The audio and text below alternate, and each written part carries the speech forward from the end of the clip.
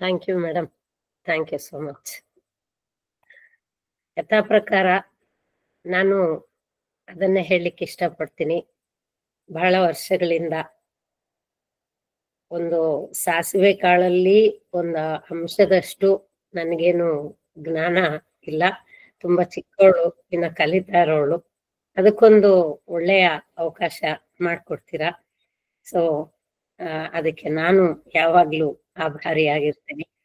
ಮತ್ತೆ ನೀವು ಒಂದು ಸಮಯ ಕೊಡೋದ್ರಿಂದ ನನಗೆ ಒಪ್ಕೊಳ್ಳಿಕ್ಕೂ ಕಾರ್ಯಕ್ರಮಕ್ಕೆ ಅನುಕೂಲ ಆಗತ್ತೆ. ಪ್ರತಿ ಸಲನು ಸಮಯ ಕೊಡ್ದಿರ ಸಡನ್ ಆಗಿ ಕೇಳಿದಾಗ ನಂದು 365 ಡೇಸ್ ರೂಟೀನ್ ಇರತ್ತೆ. ಆದ್ರಿಂದ ಸ್ವಲ್ಪ ಕಷ್ಟ ಆಗತ್ತೆ. ನೀವು ಸ್ವಲ್ಪ ಮುಂಚೆ ಕೇಳೋದ್ರಿಂದ ಮತ್ತೆ ಇದು ನನಗೂ ಒಂದು ಲರ್ನಿಂಗ್. ಇಲ್ಲಿ ನಾನು ಟಾಪಿಕ್ಸ್ ಚೂಸ್ ಮಾಡುವಾಗ, ಯಾಕಂದ್ರೆ ತುಂಬಾ ದೊಡ್ಡ ದೊಡ್ಡ ವ್ಯಕ್ತಿಗಳು ಈ ಒಂದು ಫೋರಂ ಅಲ್ಲಿ ವಿಚಾರಗಳನ್ನ ಹಂಚ್ಕೊಳ್ತಾ ಇರ್ತಾರೆ. ನನಗೆ ಕೇಳಲಿಕ್ಕಷ್ಟು ಸಮಯ ಇಲ್ದಿದ್ರು ಅವ್ರ ಹೆಸರು ಕೇಳಿದ್ರೇನೆ ಸಾಕು, ಇವತ್ತಿಂತವ್ರು ಇದ್ದಾರೆ, ಇಂಥ ಸಬ್ಜೆಕ್ಟ್ ತಗೊಂಡಿದ್ದಾರೆ. ಅಷ್ಟು ಆಳವಾದ ಜ್ಞಾನ, ಮಹತ್ತಾದ ಜ್ಞಾನ ಭಗವಂತ ನನಗೂ ಕೊಡ್ಲಿ ಅಂತ ನಾನು ಪ್ರಾರ್ಥಿಸ್ತೀನಿ. ಆದ್ರೂ ಚಿಕ್ಕವಳಾದ ನನ್ನನ್ನ ನೀವು ಗುರುತಿಸಿ ನಂಗೆ ಅವಕಾಶ ಕೊಡ್ತೀರಾ. ಇಲ್ಲಿಂದ ನಾನು ಬೆಳಿಬೇಕು, ಬೆಳಿತೀನಿ ಅನ್ನೋದೇ ನನ್ನ ಒಂದು ಇದು ಭಾವನೆ. ಸೊ ಹಾಗೆ ನಮ್ಮ ಮೀನಾಕ್ಷಿ ಮೇಡಮ್ನ ಸ್ಮರಿಸ್ಕೊಳ್ತಾ ಅವ್ರಿಗೂ ಕೂಡ ಕೃತಜ್ಞತೆ ಸಲ್ಲಿಸ್ತಾ, ವಾಸುದೇವ್ ಸರ್ ಅವ್ರಿಗೂ ಹೇಳ್ತಾ ನಮಸ್ಕಾರ ಮತ್ತು ಕೃತಜ್ಞತೆ. ಇವತ್ತಿನ ವಿಷಯಕ್ಕೆ ಬರ್ತೀನಿ. ಸಮರಸ ಅನ್ನೋ ಟಾಪಿಕ್ ತಗೊಂಡಾಗ ಸಮಟೈಮ್ಸ್ ಇಟ್ ಇಸ್ ಹಾರ್ಮೋನಿ ಅನ್ನಂಗ್ ಸೌಂಡ್ ಆಗುತ್ತೆ, sometimes it sounds as equipoise ಅಂತಾನು ಬರುತ್ತೆ. ಸೊ ಇವೆರಡರ ಮಧ್ಯೆ ಇವತ್ತು ವಿಚಾರ ನಡೀತಾ ಹೋಗುತ್ತೆ. ಸೊ ಮೊಟ್ಟ ಮೊದಲಿಗೆ ನಾವು ತಿಳ್ಕೊಳ್ಬೇಕಾದ್ರೆ ನಮ್ಮ ಅಂತರಂಗದಲ್ಲಿ ಎಷ್ಟೊಂದು ಭಾವಾವೇಶಗಳಿರುತ್ತೆ. ಹೀಗ ಅನ್ಕೊಳ್ಳೋಣ, ನಾವೆಲ್ಲ ಒಂದು ಶಿಪ್ ಅಲ್ಲಿ ಬೈ ವಾಟರ್ ಟ್ರಾವೆಲ್ ಮಾಡ್ತಾ ಇದೀವಿ. ಆಗ ಸಡನ್ ಆಗಿ ಒಂದು ಸ್ಟಾರ್ಮ್ ಬರುತ್ತೆ. ಆಗ ಏನಾಗುತ್ತೆ, ಅಯ್ಯೋ ಎಂಥ ಒಂದು ಚಂಡಮಾರುತ ಬಂತು. ಸೊ ಇಂಥ ಚಂಡಮಾರುತದಲ್ಲಿ ಈಗ ನಾವು ಸಿಕ್ಕಾಕೊಂಡ್ಬಿಟ್ರೆ ಹೇಗೆ, ನಾವು ಬದುಕೋದು ಹೇಗೆ, ಸತ್ನೋ ಬದುಕ್ನೋ ಅಂತ ಅನ್ಸ್ತಾ ಇರುತ್ತೆ. ಆದ್ರೆ ಸ್ವಲ್ಪ ಸತ್ಸಂಗ, ಸುಜ್ಞಾನ, ಸುಬೋಧೆ ಇದ್ರೆ ಆಗ ನಾವು ವರಿ ಮಾಡ್ದಿರ ಪರಮಾತ್ಮನ ಸ್ಮರಣೆ ಮಾಡ್ತೀವಿ. ಅಲ್ಲಿರೋರೆಲ್ಲರೂ ಅದೇ ದಾರಿಯನ್ನ ತಗೊಂಡ್ಬಿಟ್ಟಾಗ ಹೀಗೆ ಒಂದ್ಸಲ ಆಗತ್ತೆ. ಆಗ ಅದ್ರಲ್ಲಿರೋ ಜನ ಎಲ್ಲ ಸೇರಿ ಪ್ರಾರ್ಥನೆ ಮಾಡ್ಲಿಕ್ಕೆ ಪ್ರಾರಂಭ ಮಾಡ್ತಾರೆ. ಆ ಒಂದು ಚಂಡಮಾರುತ ಏನಾಗುತ್ತೆ, ಶಾಂತ ಆಗುತ್ತೆ. ಆವಾಗ ಎಲ್ಲಾರ್ಗೂ ಅನ್ಸತ್ತೆ, ಅಪ್ಪ ಬದುಕೊಂಡ್ವಿ, ಭಗವಂತನ ಕೃಪೆ, ಸರ್ವಶಕ್ತನ ಕೃಪೆ ಅಂತ. ಹೀಗೆ ಪ್ರತಿದಿನ ಇದೇ ಅಲ್ಲ, ನಾನಾ ರೀತಿ ಮಳೆಯಲ್ಲಿ ಸಿಕ್ಕಾಕೊಂಡಾಗ, ಮತ್ತಿನ್ನೊಂದಾದಾಗ, ತುಂಬಾ ಹೊಟ್ಟೆ ಹಸಿವಾಗಿ ಎಲ್ಲೋ ಇದೀವಿ, ಅಲ್ಲಿ ಏನು ಒಂದು ಹೋಟೆಲ್ ಕಾಣಲ್ಲ, ಒಂದು ಇದು ಕಾಣಲ್ಲ, ದೇಹ ಮನಸ್ಸು ಕೃಷಿ ಆಗೋಗಿದೆ, ಆಹಾರ ಇಲ್ದಿದ್ರೆ ನಾನು ಬದುಕ್ತೀನೋ ಇಲ್ವೋ ಅನ್ನೋ ತರ ಆಗಿರುತ್ತೆ. ಅವಾಗೆಲ್ಲ ನಾವು ಮಾಡ್ಬೇಕಾಗಿರೋದು ಒಂದೇ, ಭಗವಂತ ಇನ್ನು ದಯೆ ಯಾವ್ದಾದ್ರೂ ರೂಪದಲ್ಲಿ ತೋರಿಸಿ ಕಾಪಾಡು ಅಂತ ನಾವು ಅನ್ಕೊಳ್ತಾ ಇರ್ತೀವಿ. ಹಾಗೆ ಸಂಸಾರ, ಸಮಾಜ, ಜೀವನ ಎಲ್ಲ ಕಡೆನೂ ಈ ತರ ಪ್ರತಿದಿನ ಈ ಹೊಯ್ದಾಟ ಇದ್ದೇ ಇರುತ್ತೆ. ಅದಕ್ಕೆ ಸಂಸಾರ ಅಂತ ಹೇಳುವಾಗ ಒಂದ್ ಸಂಸ್ಕೃತದಲ್ಲಿ ನಿರ್ವಚನ ಹೇಳ್ಬೇಕು ಅಂತಂದ್ರೆ ಸಮ್ಯಕ್ ಸರತಿ ಅಂತ ಹೇಳ್ತಾರೆ. ಸಮ್ಯಕ್ ಸರತಿ ಅಂದ್ರೆ ಚೆನ್ನಾಗೇ ನಡೆಯುವಂಥದ್ದು ಅಂತ. ಸಂಸಾರ ಅನ್ನೋದು ಸದಾ ಚೆನ್ನಾಗಿ ನಡ್ಕೊಂಡು ಹೋಗ್ತಾ ಇರ್ಬೇಕು ಅಂತ. ಒಂದು ವಾಹನದ 4 ಚಕ್ರನೋ 6 ಚಕ್ರನೋ 2 ಚಕ್ರನೋ, ನಮ್ಮನೇಲಿ ನಾವು ಎಷ್ಟು ಜನ ಇದೀವೋ ಅಷ್ಟು ಜನ ಆ ರೀತಿ. ಇದಷ್ಟೇ ಅಲ್ಲದೆ ನಾವು ಈ ಸಮಾಜದಲ್ಲಿ ಬದುಕ್ತೀವಿ. ಬರೀ ನಮ್ ಸಂಸಾರ ಚೆನ್ನಾಗಿದ್ರೆ ಆಗಲ್ಲ, ಆ ಸಮಾಜದ ಒಳಿತನ್ನು ನಾವು ನೋಡ್ಬೇಕಾಗತ್ತೆ. ಎಲ್ಲಾ ಕಡೆ ಇದನ್ನ ನಾವು ಒಳಿತನ್ನ ಚಿಂತನೆ ಮಾಡುವಾಗ ಒಂದು ಸಮರಸ ಬೇಕಾಗತ್ತೆ. ಬರಿಯ ಸರಸ ಇದ್ರೂ ಆಗಲ್ಲ, ಬರಿಯ ವಿರಸ ಇದ್ರೂ ಆಗಲ್ಲ. It's a combination. ಸರಸ, ವಿರಸ, ನೋವು, ನಲಿವು ಎಲ್ಲ ಇರುತ್ತೆ. ಇದನ್ನ ಯಾವಾಗ ಯಾವ್ದನ್ನ ಹೇಗೆ ತಗೋಬೇಕೋ ಹಾಗೆ ತಗೊಂಡಾಗ ಆಟೋಮ್ಯಾಟಿಕ್ ಆಗಿ ಸಮರಸ ಅನ್ನೋದು ಮೂಡತ್ತೆ. ಸಂಸಾರದಲ್ಲಿ, ಜೀವನದಲ್ಲಿ, ಸಮಾಜದಲ್ಲಿ, ವ್ಯವಸ್ಥೆಯಲ್ಲಿ, ಎಲ್ಲದರಲ್ಲೂ ಕೂಡ. ಸೊ ಈ ಸಮರಸ ಅನ್ನೋ ಪದಕ್ಕೆ ಅನುಭವಿಗಳು ಏನು ಒಂದು ಎಕ್ಸ್ಪಾನ್ಷನ್ ಕೊಡ್ತಾರೆ ಅಂತಂದ್ರೆ, ಸ ಅನ್ನೋದಕ್ಕೆ ಸದಾ ಸರ್ವಕ್ಷೇತ್ರಗಳಲ್ಲೂ ಹೊಂದಾಣಿಕೆ ಅಂತೂ ಅಕ್ಷಯವಾಗಿರ್ಬೇಕು ಅಂತ. ಯಾಕೆಂದ್ರೆ we can't draw A dead line. We can't ಇಷ್ಟು ವರ್ಷ ನಾನು ಅಡ್ಜಸ್ಟ್ ಮಾಡ್ಕೊಂಡಿದ್ದೀನಿ, ಇನ್ ಮಾಡ್ಕೊಳಕ್ಕಾಗಲ್ಲ ಅಂದ್ರೆ ಅದೇನಮ್ಮ ನೀನು ಹಂಗ ಹೇಳ್ತೀಯ, ಇಷ್ಟು ವರ್ಷ ಮಾಡ್ಕೊಂಡಿದೀಯ, ಇನ್ನ ಸ್ವಲ್ಪ ದಿನ ಮಾಡ್ಕೋಬೇಕಲ್ಲ ಅಂತ. ಗಂಡನ ಹತ್ರ ಹೇಳಿದ್ರೆ ಇಷ್ಟು ಮುಕ್ಕಾಲ್ ದಾರಿನೇ ಬಂದಿದೀವಿ, ಹೊಂದಾಣಿಕೆ ಅನ್ನೋದು ಕೊನೆ ಉಸಿರು ತನಕ ಇರ್ಲೇಬೇಕಾಗತ್ತಲ್ಲಮ್ಮ. ಅದೇನ್ ಮಧ್ಯದಲ್ಲಿ ಹಂಗೆ how can you take a decision, I can't adjust anymore, or ಯಾವಾಗ್ಲೂ ನಾನೇ ಹೊಂದ್ಕೋತಾ ಇರ್ಬೇಕಾ ಎಲ್ಲದ್ರಲ್ಲೂ ಅಂತ ನೀನ್ ಹೆಂಗ್ ಕೇಳಕ್ಕಾಗತ್ತೆ? ಮತ್ತೆ ಕೆಲವ್ರಿಗೆ ಮಾತ್ರನೇ ಆ ಗುಣ ಇರುತ್ತೆ. ಏನಿದೆಯೋ ಅದ್ರ ಜೊತೆ ಫ್ಲೋ ವಿತ್ ದ ಫ್ಲೋ ಅಂತ ಏನ್ ಹೇಳ್ತೀವಿ, go with it, just keep going ಅಂತ ಹೇಳ್ತೀವಲ್ಲ, ಎಲ್ಲರಿಗೂ ಇರಲ್ಲ. ಇವತ್ತಿನ ವಿಷಯ ಸ್ವಲ್ಪ ಹೊತ್ತಾದ ನಂತರ ಅಲ್ಲಿಗೆ ಬರುತ್ತೆ.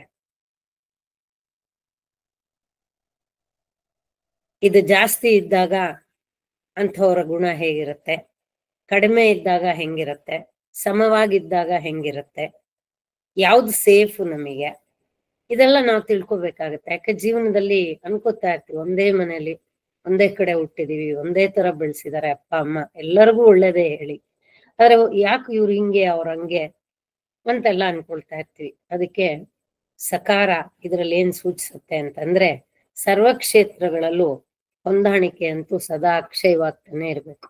ನೋಡಿ, ಅಕ್ಷಯ ತೃತೀಯ ಬರ್ತಾ ಇದೆ. ನಾಳೆನೆ ಅಕ್ಷಯ ತೃತೀಯ. ಮೊದಲ ಅಕ್ಷರನೇ ನಮಗೆ ಹೊಂದಾಣಿಕೆ ಅಕ್ಷಯವಾಗಲಿ ಅಂತ, ಬೆಳ್ಳಿ ಬಂಗಾರ ಹಣ ಅಲ್ಲ. ಯಾವಾಗ ಹೊಂದಾಣಿಕೆ ಇರುತ್ತೋ ಆವಾಗ ನಮಗಿದ್ ಯಾವ್ದ್ರ ಅಗತ್ಯನೂ ಬರಲ್ಲ. ಒಂದು ಭಾವಗೀತೆ ಬಹಳ ದಿನದ ಹಿಂದೆ ಕೇಳಿರೋದು, ಪೂರ್ತಿ ಜ್ಞಾಪಕ ಬರ್ತಾ ಇಲ್ಲ. ನಾನು ಬಡವ ನೀನು ಬಡವಿ, ಆದ್ರೆ ಯಾವ್ದು ನಾನ್ ನಿನಗೆ ಗಿಫ್ಟ್ ಕೊಡೋಕಾಗತ್ತೆ, ನೀನ್ ನನಗ್ ಗಿಫ್ಟ್ ಕೊಡೋಕಾಗತ್ತೆ ಅಂದ್ರೆ ದಟ್ ಇಸ್ ಜಸ್ಟ್ ಲವ್ ಅಂತ. ಪ್ರೀತಿಯೇ ಕಾಣಿಕೆ ಅಂತ. ಈ ಮಟ್ಟಕ್ಕೆ ಬಂದ್ಬಿಟ್ಟಾಗ ಮನಸ್ಸು, ಬುದ್ಧಿ, ನಮ್ಮ ನಡವಳಿಕೆ, ನಮ್ಮ ಚಿಂತನೆ, ನಥಿಂಗ್ ಇಸ್ ಅ ಪ್ರಾಬ್ಲಮ್. ಆವಾಗ ಎಲ್ಲದರಲ್ಲೂ, ಎಲ್ಲ ಕಾಲದಲ್ಲೂ, ಎಲ್ಲ ರೀತಿಯಲ್ಲೂ ನಾವು ಸಮರಸವನ್ನೇ ನೋಡ್ತಾ ಇರ್ತೀವಿ. ಆದ್ರೆ ಇಲ್ಲೇನಾಗುತ್ತೆ ಅಂತಂದ್ರೆ, ಒಂದ್ ಸ್ಪೀಡಲ್ಲಿ ಹೋಗ್ತಾ ಇರ್ತೀವಿ, ಸಡನ್ ಆಗಿ ಬ್ರೇಕ್ ಹಾಕೊಂಡ್ಬಿಡ್ತೀವಿ. ವೈ ಮೀ ಆಲ್ವೇಸ್ ಅಂತ ಹಾಕೊಳ್ತೀವಿ. ಅದಕ್ಕೆ ಕೃಷ್ಣ ಚೆನ್ನಾಗಿ ಹೇಳ್ತಾನೆ, instead of asking why me, you can change the term as use. Same phrase ಅಂದ್ರೆ ಒಂದ್ ವರ್ಡ್ ಚೇಂಜ್ ಮಾಡು. ಟ್ರೈ ಮೀ, ಯೂಸ್ ಮೀ ಅಂತ ಅನ್ಕೋ. ಇದೇನು ಯಾವಾಗ್ಲೂ ಸುತ್ತಿ ತಿರುಗಿ ನನಗೇ ಬರುತ್ತಲ್ಲ ಎಲ್ಲಾ ವಿಷಯನು ಅಂತ ನಮ್ಗೆ ಎಷ್ಟೊಂದ್ಸಲ ಅನ್ಸತ್ತೆ. ಇನ್ನೂ ನನ್ ಕರ್ಮ ಕಳೀಲಿಲ್ವಾ, ನಾನೇ ಹೊಣೆಗಾರಿಕೆನ ಎಲ್ಲದಕ್ಕೂ, why this always to me ಅಂತೆಲ್ಲ ನಮ್ಗೆಲ್ಲರಿಗೂ ಈ ಪ್ರಶ್ನೆಗಳು ಬರುತ್ತೆ. Unless and until you finish, it keeps coming to you. That is the answer. That is the answer. That's all. ನಿಂದೇನಿದೆಯೋ ಅದು ಮುಗಿಯೋ ತನಕ ಬರ್ತಾನೆ ಇರುತ್ತೆ. ಯಾವಾಗ್ಲೂ ನನ್ಗೇನ ಇಷ್ಟೊಂದ ಹಿಂದಿನ ಗಂಟು ನಮಗ್ ಗೊತ್ತಿಲ್ಲ. ಹಿಂದೆ ಗಂಟಿದೆ, ನನ್ ಬೆನ್ ಹಿಂದೆ ತುಂಬಾ ಗಂಟಿದೆ ಅನ್ನೋದು ನಮಗ್ ಗೊತ್ತಿದೆ. Very big bulky bag is there ಅಂತ ಗೊತ್ತು. ಆದ್ರೆ ಎಷ್ಟು ಏನು ಅದು ಯಾವಾಗ ರಿಲೀಸ್ ಆಗುತ್ತೆ, ಗುಡ್ಡ ಬೇಡ, ವಾಟ್ಸ್ ದ ಇಂಟೆನ್ಸಿಟಿ, ಗ್ರಾವಿಟಿ, ನಮ್ಗೇನು ಅರ್ಥ ಆಗೋದಿಲ್ಲ. ಆದ್ರಿಂದ if you resist, the more you resist, the more it persists ಅಷ್ಟೆ. ಅದ್ರ ಬದಲು ನೀನೇನ್ ಮಾಡ್ಬೋದು ಅಂತ ಹೇಳ್ಬಿಟ್ಟು ನೆಕ್ಸ್ಟ್ ಅಕ್ಷರಕ್ಕೆ ತಗೊಂಡಾಗ ಮಕಾರ ಏನ್ ಹೇಳುತ್ತೆ, ಮನದೊಳಗಂತೂ ಸರ್ವದಾ ನಗು ನಲಿವು ನಂದದ ಆತ್ಮವಿಶ್ವಾಸವೇ ಉಕ್ಕುತ್ತಿರಬೇಕು. ನಕಾರ ಏನ್ ಹೇಳುತ್ತೆ? ಸದಾ ನಗು ನಲಿವು ನಂದದೆ, ಅಂದ್ರೆ ಆರು ಹೋಗ್ಲೇಬಾರದು ಕೊನೆ ಉಸಿರಿನ ತನಕ. Let me be with that till the end. What is there? Who am I to draw a line? Today is the last. Now is the last. Henceforth I can't be. ನೀನ್ ಹೆಂಗ್ ಡ್ರಾ ಮಾಡ್ಕೊಳ್ತೀಯ? ನಿನ್ನ ವಿಧಿ ಯಾವುದು? ನೋಡಿ, ಮೊನ್ನೆ ಕಾಶ್ಮೀರಕ್ಕೆ side seeing ಹೋದ್ರು. ಆದ್ರೆ ಅಲ್ಲಿ ನಡೆದಿದ್ದೇನು? 1 ವಾರದ ಹಿಂದೆ ಹೋಗಿ ಬಂದವ್ರು ನೆನ್ನೆ ನಂಗೆ ಹೇಳ್ತಾ ಇದ್ರು, I don't know, with the blessings of all ಗುರೂಸ್ and god ನಾವು ದಾಟ್ಕೊಂಡ್ ಬಂದ್ವಿ. ಜಸ್ಟ್ ದ ಪ್ರೀವಿಯಸ್ ಡೇ ನನ್ನ ಸೊಸೆ ಫ್ರೆಂಡ್ ಇದ್ದಾಳೆ ಅಲ್ಲಿ, ಸೇಮ್ ಟೈಮ್ ನೆಕ್ಸ್ಟ್ ಡೇ ಇದು ನಡೆದಿದೆ. ಅವಳು ಹೇಳ್ತಾಳೆ, ಆಂಟಿ ನೀವು ದಿನಾ ಪ್ರೇಯರ್ ಮಾಡ್ತೀನಿ ಅಂತ ಹೇಳ್ತಿರಲ್ಲ, ಯಾವ್ದೋ ಎಲ್ಲೋ ನಮ್ಮನ್ನ ಕಾಪಾಡ್ಬಿಟ್ಟಿದೆ. ಇನ್ನ 2 ದಿನ 3 ದಿನ ಫ್ಲೈಟ್ ಟಿಕೆಟ್ಸ್ ಕಂಡಾಪಟ್ಟೆ ರೇಟು, ತಗೊಂಡು ವಾಪಸ್ ಬರಕ್ಕಾಗಲ್ಲ. ಸುಮ್ನೆ ಹೋಟೆಲ್ ಅಲ್ಲಿ ಮಲಗಿದ್ದು ಕೂತಿದ್ದು, ಯಾಕಂದ್ರೆ ಎಲ್ಲಾ ಕಡೆ ಬಿಗಿ ಭದ್ರತೆ. ಸದ್ಯ ಹೆಂಗೋ ಬಂದಿಯಲ್ಲಮ್ಮ, ದುಡ್ಡು ಸಂಪಾದಿಸ್ಕೋಬಹುದು, ಇನ್ನೊಂದು ಸಂಪಾದಿಸ್ಕೋಬಹುದು. ಆದ್ರೆ ಈಗ ಹೋದವ್ರ ಪ್ರಾಣ ನಾವ್ ತರಕಾಯ್ತಾ?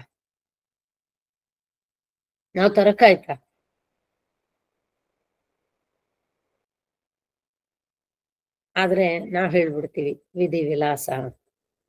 ಅವ್ರಿಗೆ ಅಲ್ಲಿತ್ತೇನೋ ಸಾವು ಅನ್ನೋದು. ವಿಧಿ ಯಾವ್ದನ್ನು ತನ್ ಮೇಲೆ ಹಾಕೊಳ್ಳಲ್ಲ, ಉಗ್ರರ ಮೇಲೆ ಹಾಕ್ತಷ್ಟೆ. ನಾವು ಅದನ್ನ ಒಪ್ಕೊಳ್ಳೇಬೇಕಾಗತ್ತೆ. ಎಷ್ಟು ದಿನ ಹತ್ರು, ಬಾಧೆ ಪಟ್ರು, ಏನ್ ಮಾಡಿದ್ರು, ಕೊನೆಯಲ್ಲಿ ಅಲ್ಲಿ ಬರ್ದಿತ್ತೇನೋ ಸಾವು. ಅದಕ್ಕೆ ನಾವು ಸೈಟ್ ಸೀಯಿಂಗು, ಟ್ಯೂಲಿಪ್ ನೋಡಕ್ಕೆ ಅಂತ ಹೋದ್ವೇನೋ. ಹೋದವ್ರಿಗೆಲ್ಗೂ ಎಲ್ಲರಿಗೂ ಏನಾಗ್ಲಿಲ್ವಲ್ಲ. ಹಂಗಾದ್ರೆ we were chosen for this. ಹಿಂಗೆ ಜೀವನದಲ್ಲಿ ಯಾವುದೇ ಸಂದರ್ಭ ಬಂದಾಗ್ಲೂ ಕೂಡ ನಾವು ಇದೇ ರೀತಿ ನಾವು ನೋಡೋದನ್ನ ಅಭ್ಯಾಸ ಮಾಡ್ಕೊಂಡ್ರೆ ನಮ್ಗೇನಾಗತ್ತೆ ಹೇಳಿ? ನಂದದ ನಗು ನಲಿವು ಉತ್ಸಾಹ ಎಲ್ಲವೂ ಸದಾ ಕಾಲ ಉಳ್ಕೊಳ್ಳುತ್ತೆ. ಬರ್ಲಿ ಅಂತ ನಾವ್ಯಾರು ಬೆಳಗ್ಗೆ ಎದ್ದು ಕುತ್ಕೊಂಡು ನಂಗೆ ಆ ಕಷ್ಟ ಕೊಡು, ಈ ಕಷ್ಟ ಕೊಡು ಅಂತ ಬ್ರಹ್ಮ ಮುಹೂರ್ತದಲ್ಲಿ ಕುತ್ಕೊಂಡು ನಾವ್ಯಾರು ಪ್ರಾರ್ಥನೆ ಮಾಡ್ತಾ ಇಲ್ಲ ಅಲ್ವಾ? ಸಂಕಟ ಕೊಡು, ಕಷ್ಟ ಕೊಡು, ಕುಂತಿ ಪ್ರಾರ್ಥನೆ ಕೂಡ ನಾವ್ಯಾರು ಮಾಡ್ತಾ ಇಲ್ಲ. ಯಾಕಂಗ್ ಪ್ರಾರ್ಥನೆ ಮಾಡ್ತೀಯ ಅಂತಂದ್ರೆ, ಕಷ್ಟ ಇದ್ರೇನೆ ಭಗವಂತನ ಸ್ಮರಣೆ ಆಗೋದು. ಅದಕ್ಕೆ ಕಷ್ಟನೇ ಕೊಡಪ್ಪ ಮಾಧವ ಅಂತ ಕೇಳ್ತಾಳ ಅವಳು. ನಮ್ಗೆ ಅಷ್ಟು ದೊಡ್ಡ ಹೃದಯ ಇಲ್ಲ, ನನಗಂತೂ ಇಲ್ಲ, ಟು ಬಿ ಹಾನೆಸ್ಟ್. ಆದ್ರೆ ಒಂದುಂಟು, ಭಗವದ್ಗೀತೆ ಓದಿದ ದಿನದಿಂದ ಅರ್ಥ ಮಾಡ್ಕೊಂಡು ಸ್ವಲ್ಪ ಕಿಂಚಿತ್ತು, ಎಷ್ಟು ವರ್ಷ 18 ವರ್ಷ ಅದ್ರ ಜೊತೆ ಕಳೆದಿದ್ರು ಬಂದಿರೋದು ಕಿಂಚಿತ್ತೇ ಜ್ಞಾನ, ಎಳ್ಳು ಕಾಳಷ್ಟೇ ಒಂದು ಜ್ಞಾನ, ಅದು ಅವನ ಅನುಗ್ರಹದಿಂದ. ಅಷ್ಟರಿಂದಾನೇ ಇಷ್ಟು ಮನಸ್ಸು ಶಾಂತಿ ಸಮಾಧಾನ ನೆಮ್ಮದಿಯಾಗಿ ಇರ್ಲಿಕ್ಕೆ ಸಾಧ್ಯ ಆಗತ್ತೆ ಅನ್ನೋದಾದ್ರೆ, ಇನ್ನ ಆ ಜ್ಞಾನ ಸಾಗರನೇ ನಮ್ದಾಗ್ಬಿಟ್ರೆ, ಒಂದು ಬಿಂದು ನಮ್ಮದಾದಾಗ್ಲೇ ಇಷ್ಟ ಅನ್ಸಿದ್ರೆ, ಇದೇ ಸಿಚುವೇಶನ್ ಮುಂಚೆ ಬಂದಿದ್ದಿದ್ರೆ ಎಷ್ಟು ಬೈಕೊಳ್ಳೋದು, ಏನೋ ಬೇಜಾರು ಮಾಡ್ಕೊಳ್ಳೋದು, ಅವ್ರಿಗೋಸ್ಕರ ನಾವು ಕೊರಗೋದು, ಏನೇನೆಲ್ಲ ಆಗ್ತಾ ಇತ್ತು. ಇವತ್ತು ಪರಮಾತ್ಮ ಅವರ ಸಾವಲ್ಲಿ ಬರ್ದಿತ್ತು, ಇದು ವಿಧಿ ಅಂತೀಯೋ ಇನ್ನೊಂದು ಅಂತೀಯೋ, ಅವ್ರು ಬರ್ಕೊಂಡ್ ಹಣೆ ಬರಹ ಅಂತೀಯೋ, ಇದಕ್ಕೆ ಏನ್ ಮಾತಾಡಿದ್ರು ಪ್ರಯೋಜನ ಇಲ್ಲ. ನಾವೇನ್ ಮಾಡ್ಬೋದು ಇಲ್ಲಿಂದ? ಆತ್ಮಕ್ಕೆ ಸದ್ಗತಿ ಶಾಂತಿ ಇರೋರಿಗೆ ಜೀವನದ ಮುಂದಿನ ಭಾಗ ಸದೃಢವಾಗಿ ತೆಗೆದುಕೊಳ್ಳಕ್ ಸರಿ ಪಾಸಿಟಿವ್ ಆಗಿ ತಗೊಳ್ಳೋದಿಕ್ಕೆ ಅವ್ರಿಗೆ ಒಂದು ಶಕ್ತಿಯನ್ನ, ದೃಢತೆಯನ್ನ, ಸದೃಢತೆಯನ್ನ ಕೊಡಪ್ಪ. ಇವಾಗ ಆ ಇನ್ಸಿಡೆಂಟ್ ಹಿಂದೆ ಹೋದ್ರುನು ನಮ್ಮ ಮನಸ್ಸು ಏನ್ ಪ್ರಯೋಜನ ಆಗಲ್ಲ. ನಮ್ಮ ಪ್ರೊಟೆಕ್ಷನ್ ನಾವು ಮಾಡ್ಕೊಳ್ಬಹುದು, ಎಷ್ಟು ಮಾಡ್ಕೊಂಡ್ರು ಅವನ ಕೈವಾಡದ ಮುಂದೆ ನಾವ್ ಯಾವತ್ತಿದ್ರು ಸೋತೋಗ್ಲೇಬೇಕಾಗಿರೋದು. ಅದಕ್ಕೆ ಜ್ಞಾನ ಎಷ್ಟು ಬಲ ಉಳ್ಳದ್ದು, ಕರ್ಮನು ಅಷ್ಟೇ ಬಲ ಉಳ್ಳದ್ದು. ಈಗ ಒಂದು ಗೇಮ್ ಆಡ್ತಾ ಇರ್ತೀವಿ, ಇಬ್ರು ಈಕ್ವಲ್ ಆಗಿದಾರೆ ರೈವಲ್ಸ್ ಅಂತ ಅನ್ಕೊಳ್ಳೋಣ. ಏನ್ ಮಾಡಿದ್ರು ಪಾಯಿಂಟ್ ಇವ್ರದು ಹಿಂಗೆ ಈಕ್ವಲ್ ಬರುತ್ತೆ. ಒಂದ್ ಇವ್ರು ಕಳ್ಕೊಂಡ್ರೆ ಒಂದ್ ಅವ್ರು ಪಡ್ಕೋತಾರೆ, ಒಂದ್ ಇವ್ರು ಪಡ್ಕೋತಾರೆ, ಅವ್ರು ಕಳ್ಕೋತಾರೆ. ಈಕ್ವಲ್ ಆಗೇ ಹೋಗ್ತಾ ಇದೆ till the end. Such a tight fight ಅಂತ ಅಂತೀವಿ. ಹಾಗೆ ಕರ್ಮಜ್ಞಾನದ ಫೈಟ್ ಕೂಡ ಹಾಗೇನೆ. ಎಷ್ಟು ಅಲರ್ಟ್ ಆಗಿದ್ರು ಏನ್ ಮಾಡಿದ್ರು ಆದ್ರಿಂದ ಬರುವುದು ಬಪ್ಪುದು, ಬಾರದು ತಪ್ಪದು, ಬಂದದು ತಪ್ಪದು.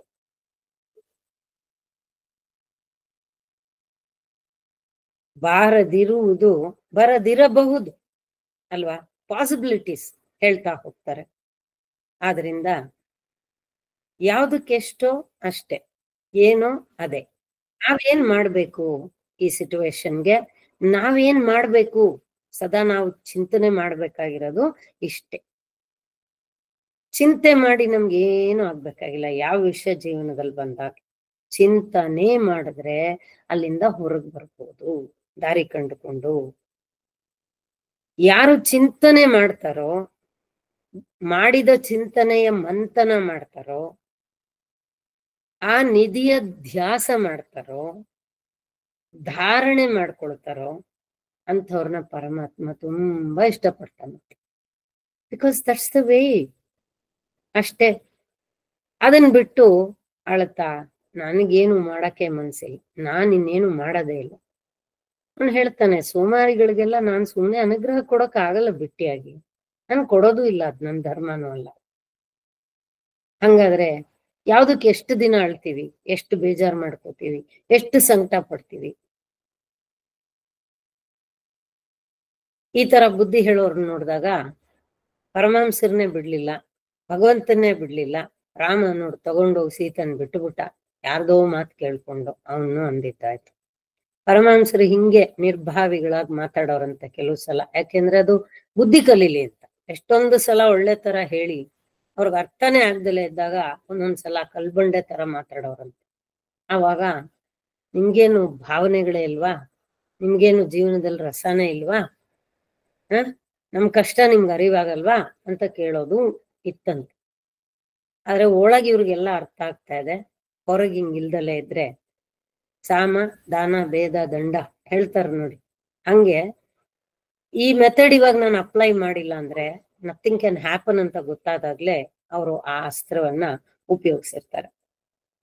ಹಾಗೆ ನಮ್ಮ ಜೀವನದಲ್ಲೂ ಏನೆಲ್ಲ ಪ್ರಯತ್ನ ಮಾಡಿ ಕರ್ಮವನ್ನ ಎಷ್ಟೇ ತಳ್ಳಿಟ್ಕೊಂಡ್ರು, there is a day it comes back to us, maybe with a lesser intensity, maybe with a lesser intensity, with all the good practices. I'm free from all the bondages ಅಂತ ನಾನು ಬೆಳಗ್ಗೆ ಎದ್ದು ಅಫರ್ಮೇಶನ್ ಹಾಕೊಳ್ಬಹುದು. Universe may listen to that. Positive ಆಗಿ think ಮಾಡ್ತಾ ಇದ್ದೀನಿ, ಆದ್ರಿಂದ ಆ ಎನರ್ಜಿಯಿಂದ ಆ ನೆಗೆಟಿವಿಟಿಯ ಒಂದು ಇಂಟೆನ್ಸಿಟಿ ಕಡಿಮೆ ಆಗ್ಬೋದು. ಬಟ್ 100% ಅದು ಎರೇಸ್ ಆಗುತ್ತೆ ಅನ್ನೋದು ಎಲ್ಲೂ ಇಲ್ಲ. ಗುಂಡೊಡಿಬೇಕಾಗಿದ್ದು ಮುಳ್ಳಾದ್ರೂ ಚುಚ್ಕೊಳುತ್ತೆ, ಕಲ್ಲಾದ್ರೂ ಚುಚ್ಕೊಳುತ್ತೆ. ರಣಾರಂಪ ಆಗುವಂಥದ್ದು ಒಂದು ಸಣ್ಣ ಗಾಯನಾದ್ರೂ ಆಗುತ್ತೆ, ಒಂದು ಚಿಕ್ಕ ಏಟಾದ್ರೂ ಆಗುತ್ತೆ. ಅವಾಗ ಅನ್ಸುತ್ತೆ ಸದ್ಯ ಪ್ರಾಣ ಉಳಿತಲ್ಲ, ಚಿಕ್ಕದ್ರಿಂದ ಹೇಗೋಗಿ ಎತ್ಕೋಬಹುದು, ಪ್ರಾಣನೇ ಹೋಗ್ಬಿಟ್ಟಿದ್ರೆ ಅಂತ. ಯಾವಾಗ ವಿಷಯಗಳನ್ನ ಈ ರೀತಿ ನಾವು ಅರ್ಥ ಮಾಡ್ಕೊಳ್ತಾ ಹೋಗ್ತೀವೋ ಆಗ ಮನಸ್ಸಿನಲ್ಲಿ ಸದಾ ಸರ್ವದಾ ನಗು, ನಲಿವು, ಉತ್ಸಾಹ ಇದೆಲ್ಲ ಉಕ್ತಾ ಇರುತ್ತೆ. ಆತ್ಮವಿಶ್ವಾಸ ಎಲ್ಲದಕ್ಕಿಂತ ಹೆಚ್ಚಾಗಿ I can face it, I can ಅನ್ನೋದು ಬರುತ್ತೆ ನಮಗೆ.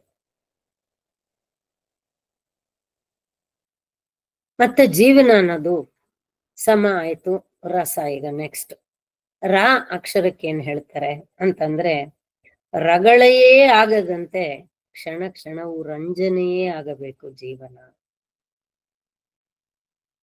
ಎಲ್ಲದಕ್ಕೂ ರಗಳೆ ಮಾಡ್ಕೊತಾ ಇರ್ತಾರಪ್ಪ ಬೆಳಗ್ಗೆ ಎದ್ದಾಗಿಂದ ರಾತ್ರಿ ತನಕ. ಇವತ್ತು ಹೇಳ್ದೆ ಮನೆಗೆ ಯಾರೋ ಬಂದ್ಬಿಟ್ರು, ಅದೊಂದು ದೊಡ್ಡ ರಾಮಾಯಣ. ಇವತ್ತು ಯಾರೋ ಏನೋ ಪ್ರಪೋರ್ಷನೇಟ್ ಆಗಿ ಮಾತಾಡಬೇಕಿತ್ತು, of course it is right, good to talk like that, think like that, but it did not happen. So what, so what? ಅವ್ರು ಹಂಗೆ ನಡ್ಕೊಳ್ಳೋದು, ಅವ್ರು ಹಂಗೆ ಮಾತಾಡೋದು, ಅವ್ರ ಚಪಲ ಅವ್ರ ಚಟ ತೀರ್ಸ್ಕೊಂಡ್ರ ಬಿಟ್ಟಾಕತ್ಲಾಗ ನೆಮ್ಮದಿಯಾಗಿರತ್ ಕಲ್ತು. ಬಿಟ್ಟಾಕು, ನೆಮ್ಮದಿಯಾಗಿರೋ, ಮಾತಾಡಯಪ್ಪ, ಎಲ್ಲ ಮುಗಿಸ್ಕೊಂಡ ಕರ್ಮ, ಕಬೀರ ಹೇಳಿದ ಹಾಗೆ ಸಾಬೂನು ನೀರಿಲ್ಲದೆ ಕರ್ಮ ತೊಳೆಯುವರು ಇವರಿಗೊಂದು ಮನೆ ಮಾಡಿಟ್ಟು ಇವರನ್ನು ಆಧರಿಸು ಅಂತ ಹೇಳ್ಬಿಡ್ತಾನೆ ದೋಹನ. ಇಂಥವ್ರಿಗೆ ಮನೆ ಮಾಡ್ಕೊಡು, ಇಂಥವ್ರನ್ನ ಮನೆ ಬಾಗ್ಲಲ್ಲಿ ಇಟ್ಕೋ, ಅವ್ರನ್ನ ನೋಡ್ಕೋ. ಯಾಕಂದ್ರೆ ನಿನ್ ಕರ್ಮ ಕಳೀತಾ ಇದಾರಲ್ಲ, ಕರ್ಮ ಕಳ್ಕೊಳಕ್ ಯಾವ್ದಾದ್ರು ಒಂದ್ ದಾರಿ ಬೇಕಲ್ಲ. ನಾನು ಎಲ್ಲಾ ಮಾಡಿ ಅಂತಾರಲ್ಲ ಅಂತಂದ್ರೆ ಪಾಪ ಅವ್ರು ನಿಮ್ ಕರ್ಮ ತೊಳಿಯಕ್ ಬಂದಿರೋ, ತೊಳಿತಾ ಇದೆಯಪ್ಪ ತೊಳ್ಕೊಂಡು ಅಷ್ಟೇ ತಾನೆ. If I am not responding to it negatively, or if I am not reacting to it, then ರಗಳೇನೇ ಇಲ್ವಲ್ಲ ಯಾವ್ದಕ್ಕೂ. ಏನ್ ನಗು ಬರ್ತಾ ಇತ್ತು ಗೊತ್ತಾ ಅವ್ರು ಮಾತಾಡೋದ್ ನೋಡಿ. ಇಸ್ ದಿಸ್ ಆಲ್ಸೋ ಪಾಸಿಬಲ್ ಅಂತ ಅನ್ಸ್ತಾ ಇತ್ತು ನನಗೆ. ಏನು ಇಲ್ಲ ಅದ್ರಲ್ಲಿ, ಸಾರನೇ ಇಲ್ಲ. ಅದಕ್ಕೆ ಏನ್ ಒಳ್ಳೆ ಕಪ್ಪಿಕೋತಿ ನಾಯಿಗಳ ತರ ಆಡ್ತಾ ಇದ್ರು. ನೋಡ್ತಾ ನಂಗೊಂಥರ ಅದೊಂದು ಎಂಟರ್ಟೈನ್ಮೆಂಟ್ ಆಗೋಯ್ತು ಆ ಸಿಚುವೇಶನ್. ಬಾಧೆ ಪಡ್ಬೇಕು ಅಂತ ನಂಗೆ ಅನ್ಸ್ಲೇ ಇಲ್ಲ. ನಂಗೆ ನಗು ಬಂದ್ಬಿಡ್ತಾ ಸಿಚುವೇಶನ್ ನೋಡಿ. ರಗಳೆ ರಂಜನೆಯಾಗಬೇಕು. ಸ್ಯಾಂಡ್ವಿಚ್ ಟೆಕ್ನಿಕ್ ಅಂತೀವಲ್ಲ ಹಂಗೆ ನೋಡಿ. ಸಮರಸ ಪದದಲ್ಲಿ first letter last letter same, mid letters are different. ಏನದು? ಕೊನೆಯ ಸರಳತೆ.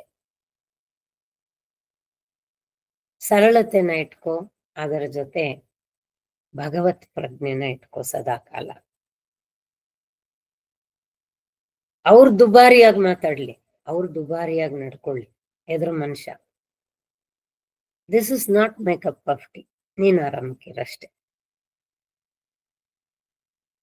ನಾನು ತಗೊಳ್ತೀನಿ 3 ಪಾಯಿಂಟ್ಸು. ಯಾಕೆಂದ್ರೆ ಇಮಿಡಿಯೇಟ್ಲಿ ಮನ್ಸಲ್ಲಿ ಬರ್ತಾ ಇರತ್ತೆ, ಯಾವಾಗ್ಲೂ ನಾವೇ ಸೋಲ್ತಾ ಇದ್ರೆ ಅವ್ರು ಯಾವಾಗ ಬುದ್ಧಿ ಕಲ್ತ್ಕೋತಾರೆ, ಅಥವಾ ಯಾಕೆ ಹಿಂಗೆ, ನಾವೆಂಗ ಅವ್ರಿಗೆ ಬುದ್ಧಿ ಕಲ್ಸೋದು, ನಮ್ ನೋವು ಅವ್ರಿಗೆ ಹೆಂಗ್ ಅರ್ಥ ಆಗೋದು. ಕೌನ್ಸಿಲಿಂಗ್ ಬಂದಾಗ ಇದೇ ಕಾನ್ವರ್ಸೇಷನ್ಸ್ ಯಾವಾಗ್ಲೂ ನಡೀತಾ ಇರತ್ತೆ. ಆದ್ರಿಂದ what I've experienced till now from years, I can share with you all. ಹೆಂಗ್ ಹೇಳ್ಬೇಕಾಗತ್ತೆ ಆ ಸಿಚುವೇಶನ್ ಅಲ್ಲಿ, how to make them understand this. ಅದಕ್ಕೆ ನಾನು ಫಸ್ಟೇ ಹೇಳಿದೆ, ಎಲ್ಲದಕ್ಕೂ ನಾವೇನ ಅಂದ್ರೆ ನಮ್ ಗುರುಗಳು ಒಂದು ತುಂಬಾ ಚೆನ್ನಾರ ಮಾತು ಹೇಳ್ತಾ ಇದ್ರು. ಎಲ್ಲ ಅಟ್ಟಿಸ್ಕೊಂಡು ನಿನ್ನೆ ಹುಡ್ಕೊಂಡು ನಿನ್ನೆ ಚೇಸ್ ಮಾಡ್ಕೊಂಡು ಬರ್ತಾ ಇದೆ ಅಂದ್ರೆ ಕಷ್ಟಗಳು, ನೀನು ಮೋಕ್ಷ ಜೀವಿಮ್ಮ, ಬೇಗ ಬೇಗ ಮುಗಿಸ್ಕೊಂಡು ಹೊರಟೋಗ್ಬೇಕಾಗಿದೆ. ನಿನಗೆ ಮುಂದಿನ ಜನ್ಮವೂ ಇರೋದಿಲ್ಲ. ಈಗ ಉಸಿರಾಡಕ್ಕಾಗಲ್ಲ, ಒಂದ್ರಿಂದ ಒಂದ್ ಬರ್ತಾ ಇದೆಯಲ್ಲಪ್ಪ, ಸಫೋಕೇಟಿಂಗ್ ಅಂತ ನಿನಗೆ ಅನ್ನಿಸ್ಬಹುದು. ಆದರೆ ಪರಮಾತ್ಮ ಸನಾತ ಪ್ರಜ್ಞೆ, ಅವನ ಪ್ರಜ್ಞೆಯಲ್ಲಿ ನೀನ್ ಇದ್ರೆ ನಿನ್ಗ ಅವನ ಎಂದಿಗೂ ಉಸಿರು ಕಟ್ಕೊಳ್ಳೋಕೆ ಬಿಡೋದೇ ಇಲ್ಲ. ಯಾಕೆ ಅವನೇ ಉಸಿರಲ್ವಾ? ಕಟ್ಕೊಂಡ್ಬಿಟ್ರೆ ಹೆಂಗೆ? ಅವನೇ ಕಟ್ಕೊಂಡ್ಬಿಟ್ರೆ ಹೆಂಗೆ? ತುಂಬಾ ಸಿಂಪಲ್ ನೋಡಿ ಇದು. ಆದ್ರಿಂದ ಸರಳತೆಯೊಂದಿಗೆ ಟೇಕ್ ಇಟ್ ಈಸಿ ಪಾಲಿಸಿ ಅಷ್ಟೇ. ನೀನ್ ಅಂದ್ಯಾ, ನಿನ್ ನಾಲ್ಗೆಯಿಂದ ಕರ್ಮ ಕಳ್ಕೊಂಡ್ಯಾ, ಅದು ನಂದನ್ನ ಕಳ್ದಿಯಾ, I will be very grateful. I am not indebted, may be I was meant for it. ಅದಕ್ಕೆ ನಾನೇನ್ ಹೇಳ್ಬೋದು ನಿಂಗೆ? ಥ್ಯಾಂಕ್ಸ್ ಹೇಳ್ಬೋದು ಅಷ್ಟೇ. ಋಣ ಬೀಳೋ ನೆಸೆಸಿಟಿ ಏನಿಲ್ಲ, ಯಾಕಂದ್ರೆ ನಾವು ಕೇಳ್ಕೊಂಡಿರ್ಲಿಲ್ಲ. ಅದಾಯ್ತು ಅಂದ್ರೆ ಭಗವದಿಚ್ಛೆ ತೊಳೆದ್ಬಿಟ್ಟು ಹೋದ. ಇದರಿಂದ ಅವನಿಗೊಂದಿಷ್ಟು ಸಮಾಧಾನನ, ಮನ್ಸಿಗೆ ಸಮಾಧಾನವಾಗಿರ್ಲಿ ಬಿಡು. ಇಫ್ ಯು ಕ್ಯಾನ್ ಗಿವ್ ನೆಮ್ಮದಿ, ಸಮಾಧಾನ, ಶಾಂತಿ to somebody, please be that. ನಾನು ಹಿಂಗಿದ್ರೆ ನಿಂಗೊಂಥರ ಖುಷಿ ಆಗುತ್ತಾ? ನಾನ್ ಮಾಡಿಲ್ಲ ತಪ್ಪು, ಒಪ್ಕೊಂಡ್ಬಿಟ್ಟೆ ಅಂತ ಅನ್ಕೋ. ನಿಂಗೆ ಸಂತೋಷ ಆಗುತ್ತಾ? ಹೋದ್ರೆ ಹೋಗ್ಲಿ ಬಿಡು. ನಾನು ಆತರ ಇದ್ದು ನಡ್ಕೊಂಡು ನಿಂಗೆ ಸಂತೋಷ ಕೊಟ್ಟು ನನ್ನ ಮನ್ಸಲ್ಲಿ ಒಂದು ಥಾಟ್ ಇಟ್ಕೋಬೇಕು, ಇವತ್ತು ನಾನು ಸೋತಿದ್ದೀನಿ, ನಾನೇನಕ್ಕೆ ಸೋತಿದ್ದೀನಿ ಅಂತ ಭಗವಂತ ನಿನಗೆ ಸರಿಯಾಗಿ ತಿಳಿಸ್ಕೊಡ್ಲಿ. ಓಕೆ, ಆ ಥಾಟು ತುಂಬಾ ಚೆನ್ನಾಗಿ ವರ್ಕ್ ಆಗುತ್ತೆ. For a good reason today I have surrendered myself to this. ನಂದು ತಪ್ಪಲ್ಲ 100% ಅಂತ ನನಗೆ ಗೊತ್ತಿದ್ರು ಕೂಡ ನಾನು ಒಪ್ಕೊಳ್ತೀನಿ. ನಿನ್ನಲ್ಲಿ ಒಂದು ಸಕಾರಾತ್ಮಕವಾದ ಒಂದು ಬದಲಾವಣೆ ಬರಲಿ. ಪಾಪ ತಪ್ಪು ಮಾಡ್ದಲೆ ಪ್ರತಿ ಸಲ ಒಪ್ಕೋತಾಳಲ್ಲ, ಎಷ್ಟು ದೊಡ್ಡ ಹೃದಯ ಇರ್ಬೇಕು. ನನ್ಗಾಗುತ್ತಾ ಈ ತರ ಮಾಡೋದಕ್ಕೆ? ಇವತ್ತಲ್ಲ ನಾಳೆ ಎದುರು ವ್ಯಕ್ತಿ ಚಿಂತನೆ ಮಾಡೇ ಮಾಡ್ತಾನೆ. I have experienced many a times in my life, many a times. ಏನನ್ ಬೇಕಾದ್ರೂ ಪಡ್ಕೊಳ್ಬಹುದು ಪ್ರಪಂಚದಲ್ಲಿ, ಆದ್ರೆ ನಮ್ಮ ಇನ್ನರ್ ಹಾರ್ಮೋನಿ, ಆ ಒಂದು ಬ್ಯಾಲೆನ್ಸು ಕಳ್ಕೊಂಡ್ಬಿಟ್ರೆ, ಎಷ್ಟು ಜನನ್ನ ನೋಡ್ತೀನಿ ಯಾವ ಲೆವೆಲ್ಗೆ ಹೋಗ್ಬಿಟ್ಟಿರ್ತಾರೆ ಅಂತಂದ್ರೆ, ಅಯ್ಯೋ ಪಾಪ. ಪ್ರತಿದಿನ ವರ್ಷಗಟ್ಲೆ ಪ್ರಾರ್ಥನೆ ಮಾಡಿದೀನಿ ಎಷ್ಟೋ ಜನಕ್ಕೆ, but still the movement that is very very slow, very slow. ಹಂಗೂ ಹಿಂಗೂ ಚೂರು ಹೇಳ್ಕೊಂಡ್ ಬಂದಿರ್ತೀವಿ, ಹಂಗೆ ದಬೂಕ್ ಅಂತ ಇನ್ನೊಂದು ಇನ್ಸಿಡೆಂಟ್ ಆಗಿದೆ, ಬಿದ್ದೋಗ್ಬಿಡ್ತಾರೆ. ಅದಕ್ಕೆ ನಾನು ಎಷ್ಟೋ ಸಲ ಹೇಳ್ತೀನಿ, this is my limit, this is my limit. ಬೆಳಗ್ಗೆ 4 ಗಂಟೆ ಕೂತ್ಕೊಂಡು ನನ್ ಸ್ವಂತ ಚಿಂತನೆ ಮಾಡಲ್ಲ, ಬೇರೆಯವ್ರಿಗೋಸ್ಕರ ಚಿಂತನೆ ಮಾಡ್ತೀನಿ. Start my day with others. This the best I can do. Live let live ಮಾಡ್ಕೋತಾ ಇಲ್ಲ ನಾನು, ಲೆಟ್ ಲಿವ್ ಮಾಡಿ ಆಮೇಲೆ ಲಿವ್ ಮಾಡ್ಕೋತಾ ಇದ್ದೀನಿ. ಏನೋ ನಂಗೆ ಅದ್ರಲ್ಲಿ ಆನಂದ ಸಿಗುತ್ತೆ. ಸರಿ, ಇನ್ನೂ ತಪ್ಪೋ ನಾನು ಅದಕ್ಕೆ ಬರಲ್ಲ, ಅಥವಾ ಅದಕ್ಕೆ ಸಮಜಾಯಿಸಿನೂ ಕೊಡೋಕೆ ಇಷ್ಟಪಡಲ್ಲ. But that is giving me lot of happiness. Thinking about others, ಎಲ್ಲರಿಗೂ ಹೀಲ್ ಮಾಡೋದು, ಎಲ್ಲರಿಗೂ ಪ್ರಾರ್ಥನೆ ಮಾಡ್ಕೊಳ್ಳೋದು, ಯಾರ್ಯಾರು ಏನೇನು ಕೇಳಿರ್ತಾರೆ ಎಲ್ಲ ಹಂಗೆ ಲೈನಲ್ಲಿ ಜ್ಞಾಪಕ ಬರುತ್ತೆ. ಅದು ತುಂಬಾ ಚೆನ್ನಾಗಿರುತ್ತೆ. ಓದ್ತಾ ಇದ್ದ ಕಾಲೇಜಲ್ಲಿ ಈ ಮೆಮೊರಿ ಇದ್ದಿದ್ರೆ ಏನನ್ ತೆಗೆದು ಮಾಡ್ಬಿಡ್ಬೋದಾಗಿತ್ತು ಅಂತ ಅನ್ಸುತ್ತೆ. ಇವಾಗ ಹಿಂಗ್ ಕೊಟ್ಟಿದ್ಯಾ ಭಗವಂತ, ಅವತ್ತು ಕುತ್ಕೊಂಡು ಓದ್ಕೊಂತ ಇದ್ದೆ, ಎಷ್ಟು ಕಷ್ಟ ಪಡ್ತಾ ಇದ್ದೆ. ಇವಾಗ ಏನ್ ಅನ್ಕೊಳ್ಳೋ ಅಷ್ಟೇ ಇಲ್ಲ. ಇವತ್ತು ಇವ್ರ ಮನೆ ಮದ್ವೆ ಇದೆ, ಈ ಫಂಕ್ಷನ್ ಇದೆ, ಅವ್ರು ಕೊಟ್ಟಿದ್ದಾರೆ, ನನ್ಗೋಸ್ಕರ ನನ್ನ ತರ ರಿಕ್ವೆಸ್ಟ್ ಮಾಡಿದ್ದಾರೆ, ಹಂಗೆ ಈಗ ಜ್ಞಾಪಕ ಬರುತ್ತೆ. ಫ್ಲೈಟ್ ಟೈಮ್ ಇರ್ಬೋದು, ಇನ್ನೊಂದಿರ್ಬೋದು, ಎಲ್ಲ ಬರುತ್ತೆ. Once you are aligned, once you love to do that, it happens automatically ಅಂತ ಅನ್ಸುತ್ತೆ. And over a time consistency also phase.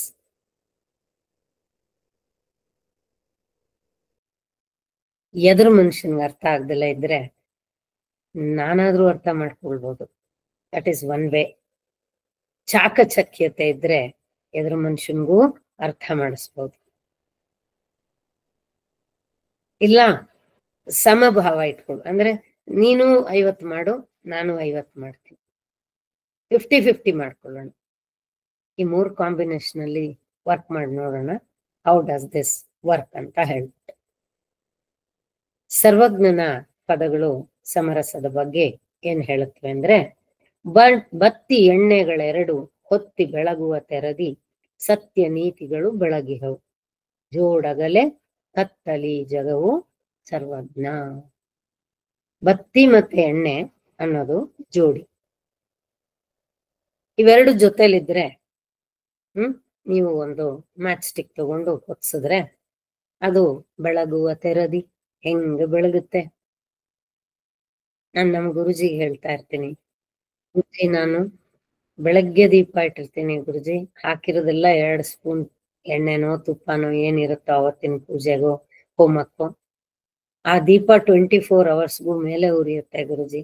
ಮನೇಲಿ ಇಟ್ಟಿರೋ ನಂದಾ ದೀಪ, ಎಷ್ಟು ದೊಡ್ಡ ಬೌಲು, ಎಷ್ಟೊಂದು ಎಣ್ಣೆ ಎಲ್ಲ ಹಾಕಿದ್ರು ದಿನಕ್ಕೆ ಮಿನಿಮಮ್ 3-4 ಸಲ ಆರೋಗಿರುತ್ತೆ Guruji. Is the difference what I see there. ಅವರ ಶಕ್ತಿಯೋ ಅವರ ಅನುಗ್ರಹವೋ ಗೊತ್ತಿಲ್ಲ. ಅಖಂಡ ದೀಪಕ್ಕಿಂತ ಹೆಚ್ಚಾಗಿ ಉರಿತಾ ಇರುತ್ತೆ ಯಾವಾಗ್ಲೂ. ಇವಾಗ ಇದೆಲ್ಲ ಒಂದು ಕಾಂಬಿನೇಷನ್, ಅದೆಲ್ಲ ಒಂದ್ರ ಜೊತೆನಲ್ಲಿ ಒಂದಿದ್ರೆ ಬೆಳಗುವ ತೆರದಿ. ಹಾಗೆ ಸತ್ಯ ನೀತಿ ಅನ್ನೋದು ಒಂದು ಜೋಡಿ. ಇದೇನಾದ್ರು ಜೋಡಿ ಬಿಡ್ತು ಅಂತಂದ್ರೆ ಕತ್ತಲಿ ಜಗವು. ಈ ಕಾಶ್ಮೀರ್ ಇನ್ಸಿಡೆಂಟ್ಗೆ ಹೇಳ್ತಾ ಇದಾರೆ ನೋಡಿ, ಸೈಲೆಂಟ್ ಸಪೋರ್ಟರ್ಸ್.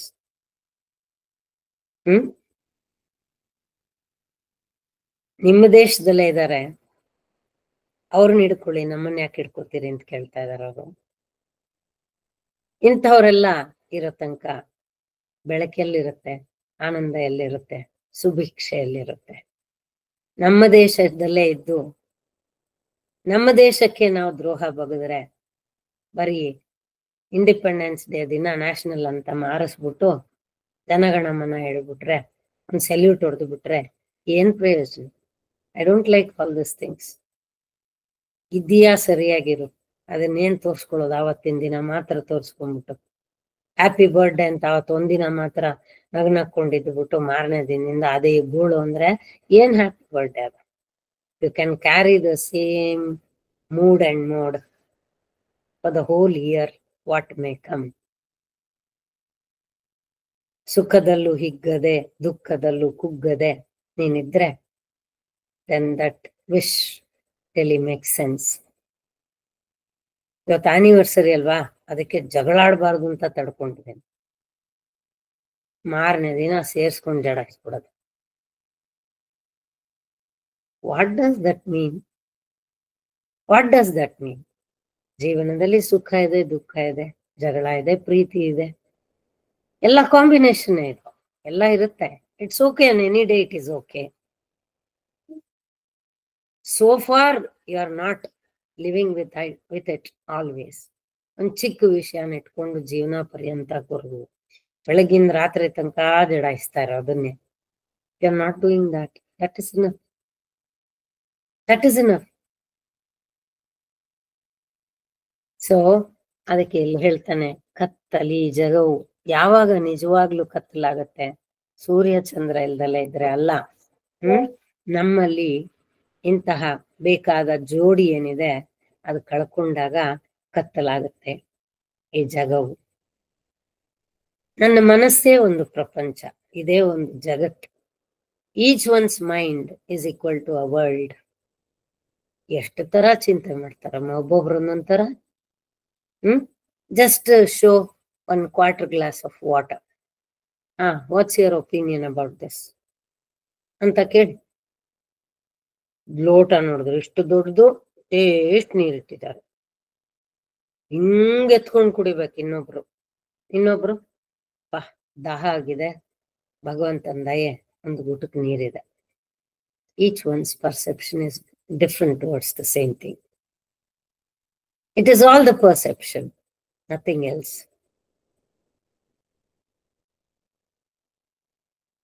ಹಾಗೆ there is a dot, black dot on a white board. There is nothing else, there is one dot. Negative person ge why there is a black dot on the board? ಇನ್ನೊಬ್ಬ ಹೇಳ್ತಾನೆ, ಈ dot ಇಲ್ದಲೇ ಇದ್ದಿದ್ರೆ ಎಷ್ಟು ಚೆನ್ನಾಗಿರ್ತಿತ್ತು, ಈ ಜಾಗನು board ಅಲ್ಲಿ ಬರ್ಕೊಳಕ್ಕೆ ಸಿಗ್ತಾ ಇತ್ತು. ಇನ್ನೊಬ್ಬ ಹೇಳ್ತಾನೆ, what is that, how is it troubling you? ಅಲ್ಲಿ ತನಕ ಒಂದು ವರ್ಡ್ ತಗೊಂಡು ವರ್ಡ್ ಸ್ಪೇಸ್ ಎಲ್ಲ ಡಾಟ್ ತಗೊಂಡ್ಬಿಟ್ರೆ ನೆಕ್ಸ್ಟ್ ವರ್ಡ್ ಬರ್ಕೊಂಡು ಹೋಗ್ತೀಯ, ಅದ್ ಸ್ಪೇಸ್ ತಗೊಳ್ತು ಅಂತ ಕೂಡ ನಿನಗೆ ಗೊತ್ತಾಗಲ್ಲ. There are so many ways to think. No, if you want to think positive, there are 101 ways. If you want to think negative, there are 101 ways. ಯಾವ ದಾರಿಲಿ ಹೋಗ್ತಾ ಇದೆ ನಿನ್ ಮನ್ಸು ಅಂತ ಸ್ವಲ್ಪ ವಿವೇಕ ಜಾಗೃತವಾಗಿ ಇಟ್ಕೊಂಡು ನೋಡ್ಬೇಕಷ್ಟೆ. ಮೊನ್ನೆ ಯಾರು ಕೇಳ್ತಾ ಇದ್ರು, ಗೊತ್ತಿದೆ ಯಾವುದು ಆತ್ಮ ಅನಾತ್ಮ, ಆದ್ರೆ ವಿವೇಕ ಜಾಗೃತವಾಗಿರ್ಬೇಕು ಅಂತ ಅದಕ್ಕೆ ಪ್ಲಸ್ ಮಾಡಿ ಅಂತ ಕೇಳ್ತಾ ಇದ್ರು. ಒಳ್ಳೆ ಪ್ರಾರ್ಥನೆ, ಒಳ್ಳೆ ರಿಕ್ವೆಸ್ಟ್. ಯಾಕಂದ್ರೆ ಎಲ್ಲ ಗೊತ್ತಿದ್ದು ವಿವೇಕ ಜಾಗೃತ ಸ್ಥಿತಿಯಲ್ಲಿ ಇಲ್ಲಲ್ಲ ಇದ್ರೆ it's as good as I am not knowing anything though I know everything. ಎಲ್ಲ ಗೊತ್ತಿದ್ದು ನನ್ಗೇನ್ ಮಾಡಕ್ ಆಗ್ತಾ ಇಲ್ಲ. I'm becoming helpless. I'm binding my hands and sitting down with nothing, doing nothing.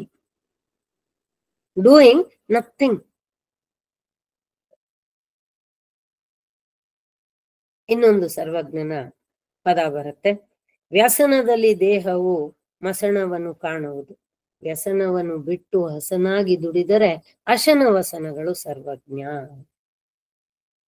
ಯಾವುದೋ ಒಂದು ದುಃಖ ಬಂತು, ಯಾವ್ದೋ ಒಂದು ಬಾಧೆ ಬಂತು, ಸದಾ ಕಾಲ ಅದೇ ಚಿಂತೆ ಮಾಡೋದು, ಅದೇ ಚಿಂತೆ ಮಾಡೋದು, ಇನ್ನೇನು ಇಲ್ಲ. ಎಲ್ಗೋಯ್ತು ಇವಾಗ ದೇಹ? ಮನಸ್ಸು ಕೆಡ್ಸ್ಕೊಂಡು ಬುದ್ಧಿ ಕೆಡ್ಸ್ಕೊಂಡು ಮಸಣಕ್ ಹೋಯ್ತು. ಮಸಣವ ಕಾಣುವುದು. ಇನ್ನಷ್ಟು ವರ್ಷ ಬದುಕಿರ್ತಾ ಇದ್ರು ಏನೋ, ಕುರುಗಿ ಕುರುಗಿ ಕುರುಗಿ ಆ ಚಿಂತೆಲೆ ಬೇಗ ತೀರ್ಕೊಂಡ್ಬಿಟ್ರಿ ಅಂತೆಲ್ಲ ಮಾತಾಡ್ತೀವಿ. ಅವ್ರನ್ನ ನೋಡ್ ನಾವೇನ್ ಕಲಿಬೇಕು? ಅದೇ ದಾರಿ ಇಟ್ಕೋಬೇಕಾ, ಇಲ್ಲ ನಾವ್ ಹಂಗ್ ಮಾಡದೇ ಇರ್ಬೇಕು ಅನ್ನೋದು ಇಟ್ಕೋಬೇಕಾ? ಒಬ್ಬ ಕುಡುಕನಿಗೆ 2 ಮಕ್ಳಿದ್ರಂತೆ. ಒಬ್ಬ ಮಗ ಅವ್ರಪ್ಪ ಕುಡಿಯೋ ಟೇಬಲ್ ಅಲ್ಲೇ ಕುತ್ಕೊಂಡು ಅವನು ರಾಜ ರೋಷವಾಗಿ ಕುಡಿತಾ ಇದ್ನ. ಯಾಕಂದ್ರೆ ಅವ್ರ ಅಪ್ಪಂಗ್ ಬಾಯಿರಲ್ವಲ್ಲ ಕೇಳಕ್ಕೆ, ಯಾಕ ಮಗನೇ ಕುಡಿತಾ ಇದೆಯಾ, ನೀನೇ ಅಲ್ವಾ ಕಲ್ಸಿದ್ದು ಅಂದ್ರೆ, ನೀನ್ ಯಾಕೆ ದಿನ ಕುಡಿತೆ ಅಂದ್ರೆ ಏನ್ ಮಾತಿತ್ತು ಹೇಳೋದಕ್ಕೆ ಉತ್ತರ? ಅಭ್ಯಾಸ ತೀಕ್ಷ್ಣವಾಗ್ತಾ ಆಗ್ತಾ ಅವ್ರಿಗೆ ಬಾರ್ಗೋಗೋಕು ಪೇಷನ್ಸ್ ಇರಲ್ಲ, ಎಲ್ಲ ಮನೇಲೆ ತಂದಿಟ್ಕೊಂಡು ಮನೇನೆ ಬಾರ್ ಮಾಡ್ಕೊಂಡ್ಬಿಡ್ತಾರೆ.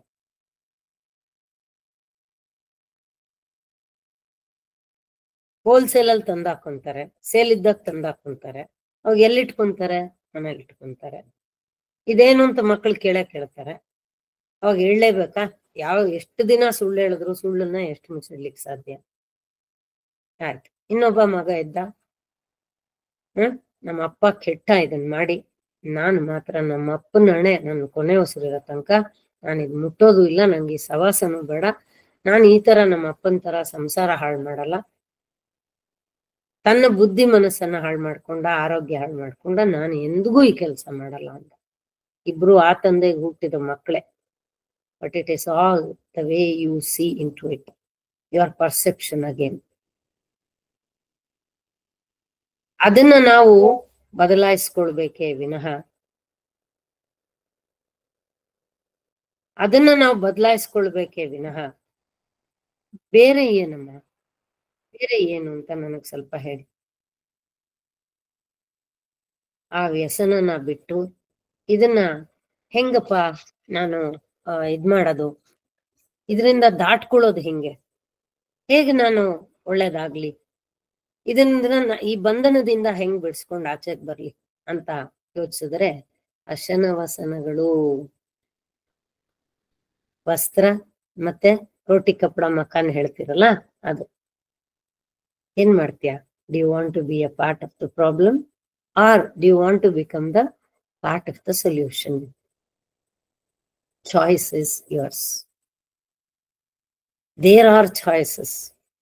ಭಗವಂತ ಕೂಡ ಒಳ್ಳೇದು ಕೆಟ್ಟದು ಅನ್ನೋದು ಇಟ್ಟಿದ್ದಾನೆ. ಅದನ್ನ ನಿರ್ಧಾರ ಮಾಡ್ಕೊಳ್ಳಿಕ್ಕೆ ವಿವೇಕವನ್ನು ಕೊಟ್ಟಿದ್ದಾನೆ. ಪಾಪ ಅವನೇನ್ ಮಾಡ್ಬೇಕೋ ಎಲ್ಲ ಮಾಡಿದ್ದಾನೆ. ನಾವು ಅದನ್ನ ಸರಿಯಾಗಿ ತೆಗೆದುಕೊಳ್ತಲೇ ಇದ್ರೆ ಅದು ನಮ್ಮ ತಪ್ಪೇ ವಿನಃ ಇರೋ ಪಾಪದ ಜೊತೆ ಇನ್ನೊಂದು ಪಾಪ ಭಗವಂತನ ಕಣ್ಣಿಲ್ಲ, ಅವನಿಗೆ ದಯೆ ಇಲ್ಲ.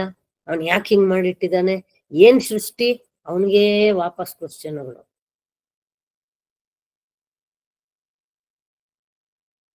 ನನ್ನ ಮಗು ಬಗ್ಗೆನೋ ನನ್ನ ಸಂಸಾರದ ಬಗ್ಗೆನೋ ಯಾರಾದ್ರೂ ತಿಳಿದುಕೊಳ್ದಲೆ ಹೊರಗಡೆಯಿಂದ ಮಾತಾಡಿದಾಗ ನನಗೆಷ್ಟು ನೋವಾಗುತ್ತೆ.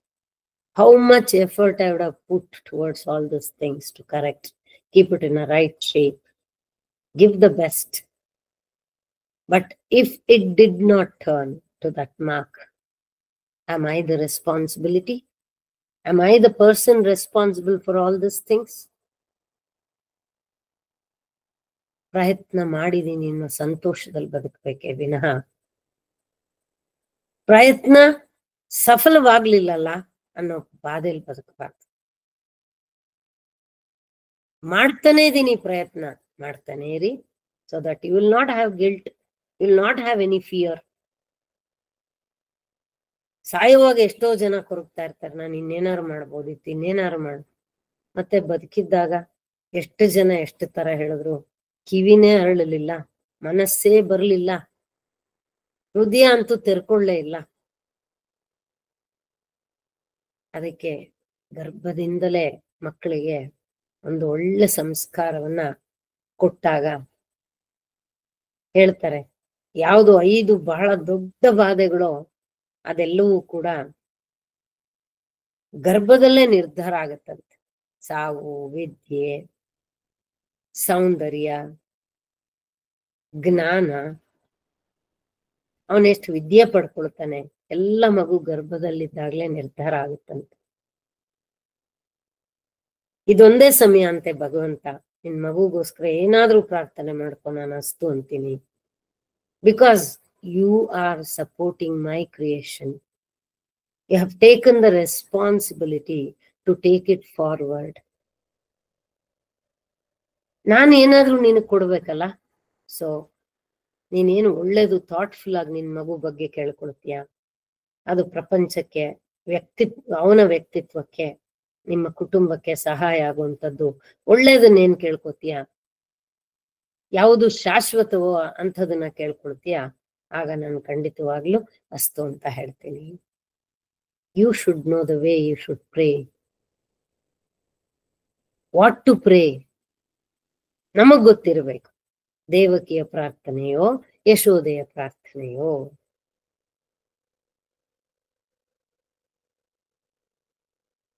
ಎಲ್ರಿಗೂ ಗೊತ್ತಿದೆ ಅಲ್ಲ ದೇವಕಿ ಪ್ರಾರ್ಥನೆ, ಯಶೋದೆ ಪ್ರಾರ್ಥನೆ. ನಾನು ಪ್ರಾರ್ಥನೆ ಸರಿಯಾಗಿ ಮಾಡ್ಕೊಳ್ದಿರಾ ಭಗವಂತನೇನಮ್ಮ ನಿನ್ಸೋದ್ ನಾನು? ಅಥವಾ ಸನ್ನಿವೇಶನ, ಕರ್ಮನ ಏನಕ್ಕಮ್ಮ ನಿನ್ಸೋದು? Don't give power to the negative. Negative is already always very powerful than the positive. Don't give again the power. Don't ever do that mistake. Rather, you focus on the positive. Always. What may come, what may not come.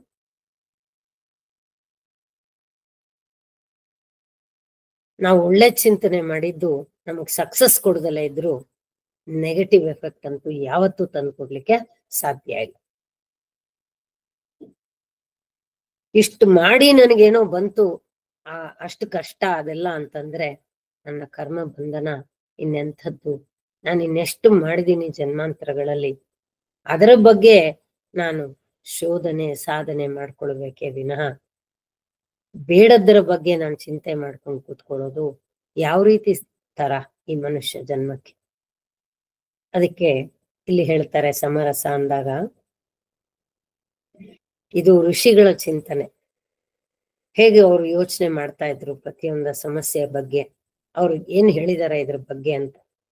ಕೋಪ, ಭಯ, ಆಸೆ, ನೆನಪು, ಸ್ನೇಹ, ಇವೆಲ್ಲ ಒಬ್ಬನ ವ್ಯಕ್ತಿತ್ವಕ್ಕೆ, for a person to become personality, these are all very very important once.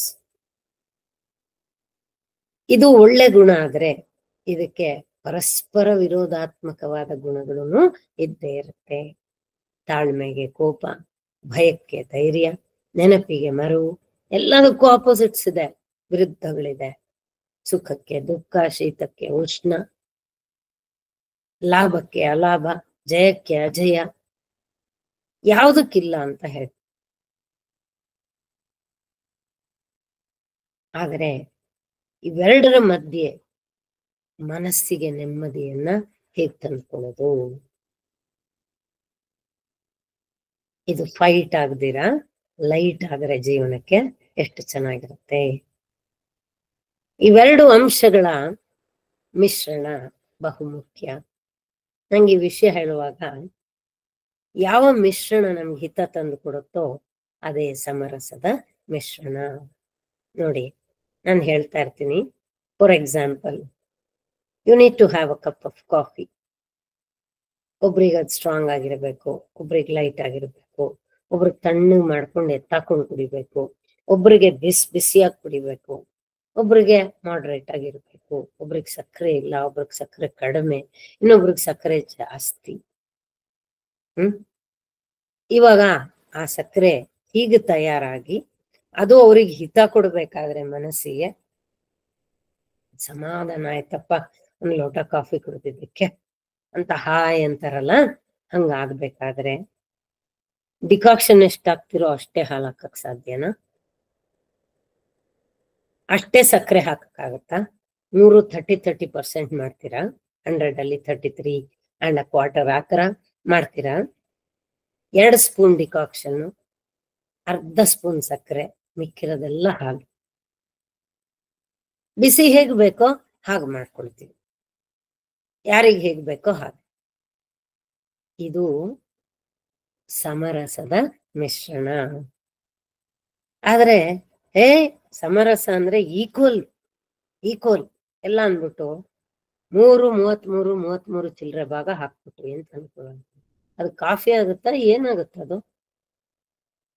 ಇನ್ನೊಂದಿನ ಆತರ ಕುಡಿಬೇಕು ಅಂತ ನಿಮ್ಗೆ ಅನ್ಸುತ್ತಾ? ಅದನ್ನ ಮಾಡ್ಕೊಟ್ಟವ್ರನ್ನ ಇನ್ನೊಂದಿನ ಕೇಳಬೇಕು ಅಂತಾದ್ರೂ ನಿಮ್ಗೆ ಅನ್ಸತ್ತಾ? ಯಾವ ಮಿಶ್ರಣ ಮನಸ್ಸಿಗೆ ಹಿತ ಕೊಡುತ್ತದೋ? I love to have coffee like this. This is my coffee. That is ಸಮರಸದ ಮಿಶ್ರಣ. ಇದೇನ್ ಹಿಂಗ್ ಕುಡಿತೀಯ, ಏನ್ ಚೆನ್ನಾಗಿರುತ್ತೆ, ಅಯ್ಯ ನಿನ್ ಗಂಟೇನು ಆಯ್ತು, ನಂಗೆ ಹೆಂಗ್ ಬೇಕು ಹಂಗ್ ನಾನ್ ಕುಡ್ಕೋತೀನಿ. ಇದ್ ನಂಗ್ ಸುಖ ಕೊಡುತ್ತೆ, ಅದ್ ನಿಂಗ್ ಸುಖ ಕೊಡುತ್ತೆ. It's as simple as that. ನಾವ್ ಹಂಗ್ ಬಿಡಲ್ಲ ಪ್ಯಾರಲಲ್ ಆಗಿ. ನಿನಗ್ ಬೇಕಾಗಿದ್ ನೀನ್ ಕುಡ್ದು ತಿಂದು ನೀನ್ ನೆಮ್ಮದಿ ಆಗಿರಪ್ಪ, ನನಗ್ ಬೇಕಾದಂಗ್ ನಾನ್ ಮಾಡ್ಕೊಂಡು ನೆಮ್ಮದಿ ಆಗಿರ್ತೀನಿ. Products are the same, proportions are different. That's all. That is the difference, nothing else. Leave it, we are all individuals. ನಾವೆಲ್ಲರೂ ವ್ಯಕ್ತಿಗಳಮ್ಮ, ನಾವೆಲ್ಲರೂ ವ್ಯಕ್ತಿಗಳು. ಎಲ್ಲರೂ ನಮ್ಮ ಕರ್ಮಾನುಸಾರ ಈ ಪ್ರಪಂಚಕ್ಕೆ ಬಂದಿದೀವಮ್ಮ. ಒಂದೇ ಮನೆಗ್ ಬಂದ್ ಸೇರೋದ್ರು ಕೂಡ ಒಂದೇ ರೀತಿಲಿ ಬಂದಿಲ್ಲ ನಾವು. We have come with a different thing. ನಮ್ಮ ಅಕ್ಕ ಬೆಳಿಗ್ಗೆ ಹೇಳಿ ನಾನು ಕಪ್ಪಿದ್ದೀನಿ. How is it possible? It is possible, ಕಣ್ಮುಂದೆ ಇದೆಯಲ್ಲ. ನೀನ್ ಸುಮ್ನೆ ಪ್ರಶ್ನೆ ಹಾಕೊಂಡ್ರೆ ವ್ಯರ್ಥ ಅಷ್ಟೇ. ಒಪ್ಕೋಬೇಕಷ್ಟೇ ಇದೇ ಸತ್ಯ ಅಂತ. ಹೌದು, ಅವ್ರಿಬ್ರು ಹಂಗಿದ್ದಾರೆ. ಒಂದ್ ಗಂಡ ಹೆಂಡ್ತಿಲ್ ಒಬ್ರು ದಪ್ಪ ಒಬ್ರು ಸಣ್ಣ, ಅವ್ರಿಬ್ರೇ ಚೆನ್ನಾಗಿದ್ದಾರೆ. ನಿಮ್ಗೇನ್ ಪ್ರಾಬ್ಲಮ್? ಲೈಕ್ ದಿಸ್ ನಮ್ದುನು ನಾವು ಡೀಲ್ ಮಾಡ್ಕೊಳಲ್ಲ, ಬೇರೆಯವ್ರದಕ್ಕೂ ಇಂಟರ್ಫಿಯರ್ ಆಗಿ ಇರೋದೊಂದಷ್ಟು ಬಾಧೆಗೆ ಇನ್ನೊಂದಷ್ಟು ಬಾಧೆ ಹಾಕೊಂಡು ಎಲ್ಲ ಮನ್ಸೆಲ್ಲ ಒಂದ್ ಛಿದ್ರ ಮಾಡಿಟ್ಕೊಂಡ್ಬಿಡೋದು. ಎಂಡ್ ಆಫ್ ದ ಡೇ ಏನ್ ಲೈಫ್ ಅಪ್ಪ ಇದು? ಯಾಕಾನ ಭಗವಂತ ಇಟ್ಟಿದಾನ? ಅವನಿಟ್ಟಿಲ್ಲ, ನಿನ್ ಕರ್ಮ ಮುಗ್ದಿಲ್ಲ. ನಿನ್ ಕರ್ಮ ಮುಗಿದ್ಮೇಲೆ ನೀನ್ ಎಷ್ಟು ಹಾತೊರ್ಕೊಂಡ್ರು, ನೀನ್ ಎಷ್ಟು ಕಾಲ್ ಹಿಡ್ಕೊಂಡ್ ಬೇಡ್ಕೊಂಡ್ರು ಇನ್ನೊಂದು ಉಸಿರು ಎಕ್ಸ್ಟ್ರಾ ಇಡಲ್ಲ, ಇನ್ನೊಂದು ಕ್ಷಣ ನಿನಗೆ ಜೀವ ಇಟ್ಟು ಇಡಲ್ಲ ಅವನ ಈ ಪ್ರಪಂಚದಲ್ಲಿ. ಇದ್ ಅರ್ಥ ಆದ್ರೆ ಈ ಬೇಡದ ಮಾತುಗಳೇ ಬರಲ್ಲ. ಈ ಮಾತು ಬಾಯಲ್ಲಿ ಬರ್ಬೇಕಾದ್ರೆ ಆ ಚಿಂತನೆಗಳೇ ನಡೆಯಲ್ಲ ತಲೆನಲ್ಲಿ, ಆ ಭಾವನೆಗಳೇ ಇರಲ್ಲ. There ends the matter. ಬೇಡದ್ದು ಮಾತಾಡದಿದ್ರು ಚಿಂತೆ ಇಲ್ಲ, ಮೌನದಲ್ಲಿ ಶಕ್ತಿ ಇದೆ, ಆವೇಶದಲ್ಲಿ ಶಕ್ತಿ ಇಲ್ಲ, ಅನುಪಯುಕ್ತತೆಯಲ್ಲಿ ಶಕ್ತಿ ಇಲ್ಲ. ಖಂಡಿತವಾಗ್ಲೂ ಇದು ಯಾವ್ದ್ರಲ್ಲೂ ಶಕ್ತಿ ಇಲ್ಲ.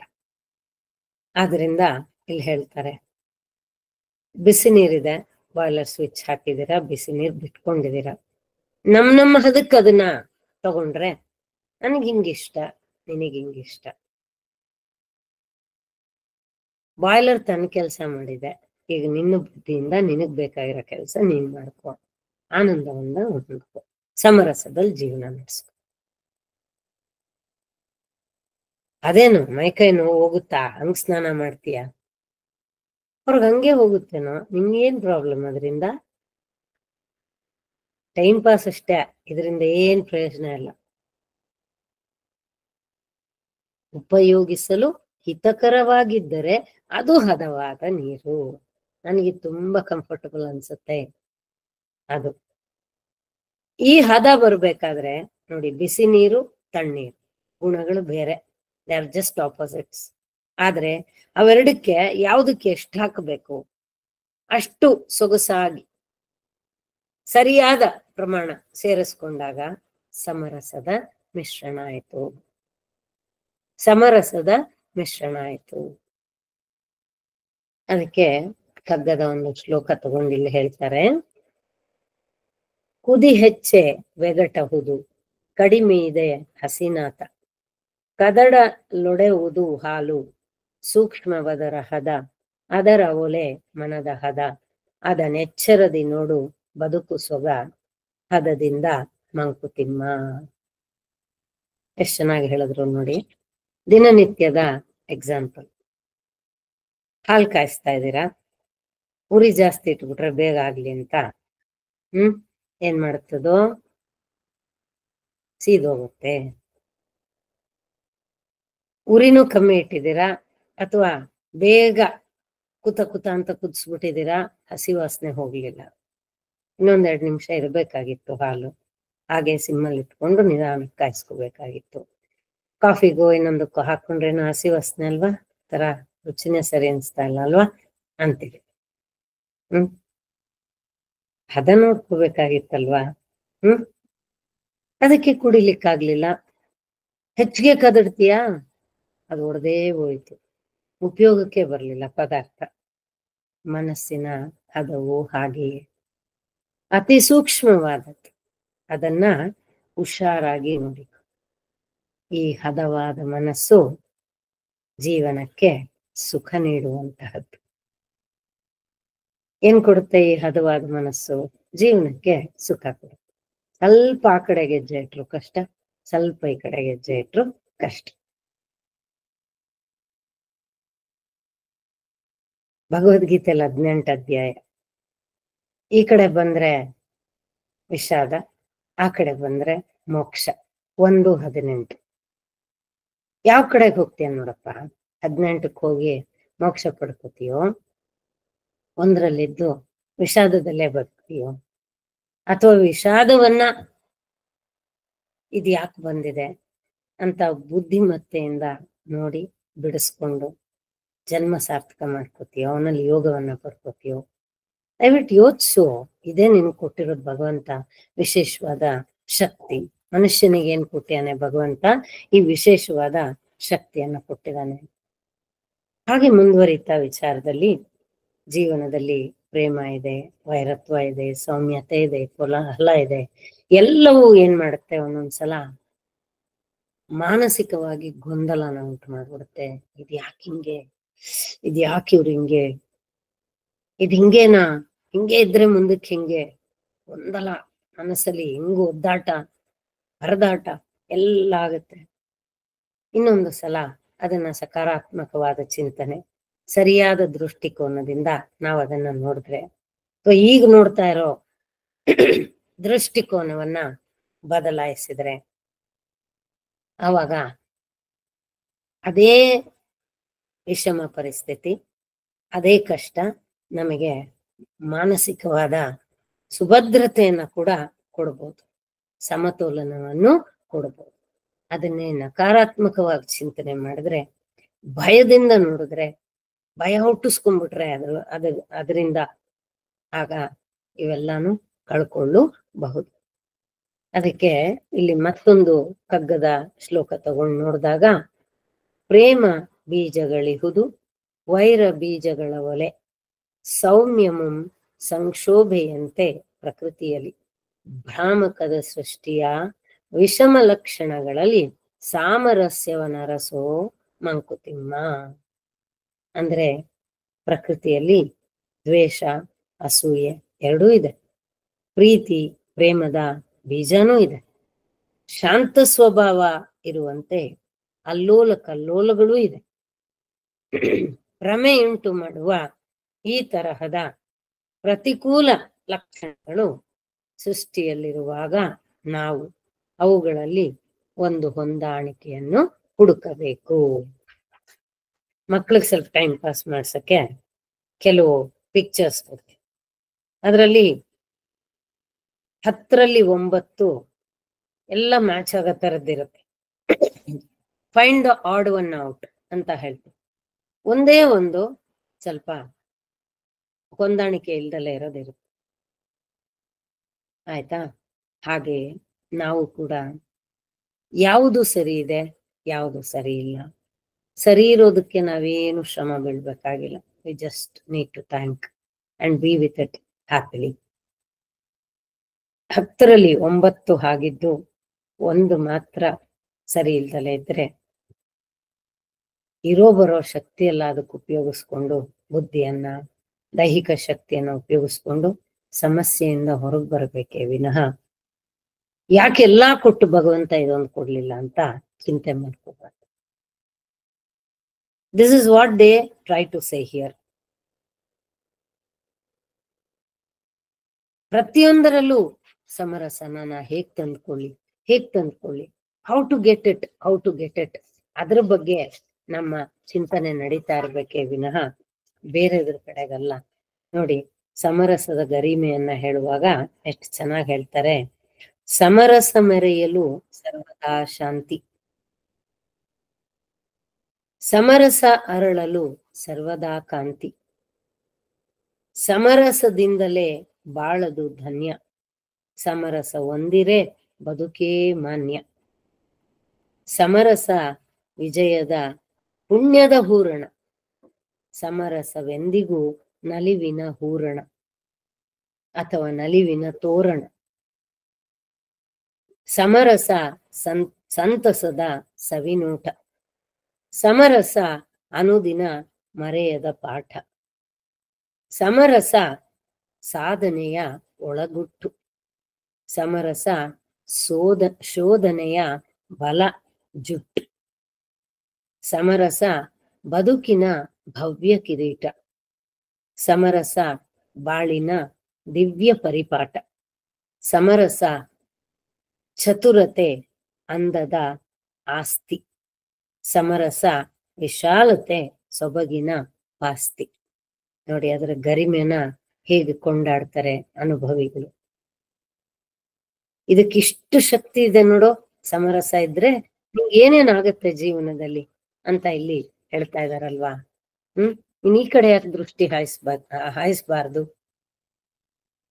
ಇಂಥ ಸಂದರ್ಭ ಬಂದಾಗೆಲ್ಲ ಯಾವಾಗ ನಮ್ಗೆ ಕನ್ಫ್ಯೂಷನ್ ಆಗುತ್ತೋ ಅವಾಗೆಲ್ಲ ಈ ಜೇನು ನೊಣನ ನೆನಪಿಸ್ಕೋಬೇಕು, ಹನಿಬೀನ. Whatever may be the beauty, fragrance, texture, whatever it is of the flower, it will not get lost or driven away by that. Rather, its focus is only to collect the nectar, nothing else. ಇನ್ನೇನು ಬೇಕಾಗಿಲ್ಲ ಅದಕ್ಕೆ. ನನ್ನ ಕೆಲಸ ಏನು, ನಾನು ಏನಕ್ಕೆ ಬಂದಿದ್ದೀನಿ, ನಾನೇನ್ ಮಾಡಿ, ಟೋಟಲ್ ಫೋಕಸ್. ನಮ್ಮ ಜೀವನದಲ್ಲೂ ನಾವು ಈ ಪಾಲಿಸಿಯನ್ನ ಅಳವಡಿಸ್ಕೊಂಡ್ರೆ ಪಕ್ಕದಲ್ಲಿ ಏನೇ ನಡೀತಾ ಇಲ್ಲ, ನಮ್ಗೇನು ಡಿಸ್ಟರ್ಬ್ ಆಗಲ್ಲ. ನನ್ನ ಪ್ರಪಂಚ ನನ್ನದು, ನಿನ್ನ ಪ್ರಪಂಚ ನಿನ್ನದು. ಇಷ್ಟು ನಿರಾಯಾಸವಾಗಿ, with the differences, we can live happily. Nothing is perfect. ಭಗವಂತನೇ ಹೇಳ್ತಾನೆ, ಒಬ್ರಂತ ಇನ್ನೊಬ್ರನ್ನ ನಾನು ಸೃಷ್ಟಿ ಮಾಡಿಲ್ಲ ಅಂತ. ಮತ್ ನಾವ್ಯಾಕೆ ಈ ಗೊಂದಲದಲ್ಲಿ ಸಿಕ್ಕಾಕೊಂಡ್ಬಿಟ್ಟಿದೀವಿ. ಎಲ್ಲ ನಂತರ ನಾನ್ ಮಾಡೋದೇ ಸರಿ, ನನ್ ತರಾನೇ ನನ್ ಮಕ್ಳು ಇರ್ಬೇಕು, ಮೊಮ್ಮಕ್ಳು ಇರ್ಬೇಕು, ಮನೇಲೆಲ್ಲ ಇರ್ಬೇಕು. ಅವ್ರದ್ದು ಮನೆ ಅಲ್ವಾ ಇದು, ಅವರು ಸಂಸಾರದ ಒಂದು ಭಾಗ ಅಲ್ವಾ, ಅವರಿಗೂ ಸ್ವಾತಂತ್ರ್ಯ ಇರಲ್ವಾ.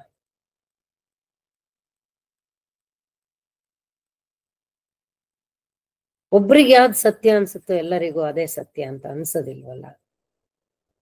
ಒಬ್ರಿಗೆ ಗಣೇಶ ದೇವರಾದ್ರೆ ಇನ್ನೊಬ್ರಿಗೆ ಮಹಾವಿಷ್ಣು ದೇವರಾಗ್ತಾನೆ, ಇನ್ನೊಬ್ರಿಗೆ ಯಾರೋ ಗುರುನೇ ದೇವರಾಗ್ತಾರೆ, ಇನ್ನೊಬ್ರಿಗೆ ತಾಯಿ ತಂದೆನೇ ದೇವರಾಗ್ತಾರೆ, ಇನ್ಯಾರೋ ಒಬ್ಬ ವ್ಯಕ್ತಿನೇ ದೇವರಾಗ್ಬಿಡ್ತಾನೆ. ನಾನು ಆ ದೇವ್ರನ್ನ ನಾನು ನೋಡಿಲ್ಲಪ್ಪ, ನಾನು ನೋಡಿರೋದು ಇದೇ ದೇವ್ರ, ನನಗೆ ಇವರೇ ಎಲ್ಲ ಅಂದ್ಬಿಟ್ರೆ each one's perception is different. How long it is not putting you into danger, hampering your growth, you can be very safe, feeling good about it. ಇಲ್ಲಿ ಸಮರಸದ 3 ಮಿಶ್ರಣಗಳು, 3 ಟೈಪ್ ಆಫ್ ಕಾಂಬಿನೇಷನ್ಸ್ ಬಗ್ಗೆ ಮಾತಾಡ್ತಾರೆ ನೋಡಿ. ಸಕ್ರಿಯಾತ್ಮಕ ಸ್ಥಿತಿಯು ನಕಾರಾತ್ಮಕ ಸ್ಥಿತಿಗಿಂತ ಪ್ರಬಲವಾಗಿದ್ದರೇನೆ ಸಮರಸ ವ್ಯಕ್ತಿತ್ವ ಸಾಧ್ಯ. ಇದು ಒನ್ ಸ್ಕೂಲ್ ಅಥವಾ ಒನ್ ಕ್ಯಾಟಗರಿ. ಅಂದ್ರೆ positive should be more than the negative to have this harmony or ಈಕ್ವಿಪಾಯ್ಸ್.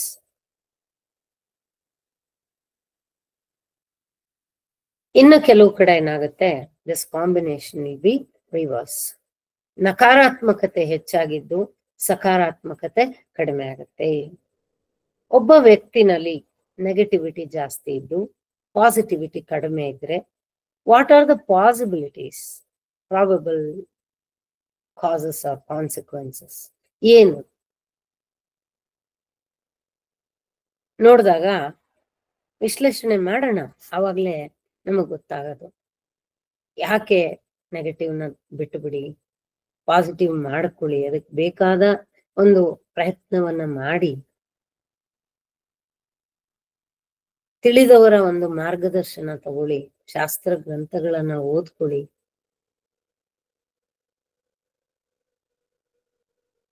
ಎಲ್ಲ ಏನೋ ಒಂದು ಮಾಡ್ಕೊಂಡು ಒಟ್ಟಲ್ಲಿ ಆ ಗೊಂದಲದಿಂದ ಗೋಜಲಿಂದ ಹೊರಗಡೆ ಬನ್ನಿ ಅನ್ನುವಾಗ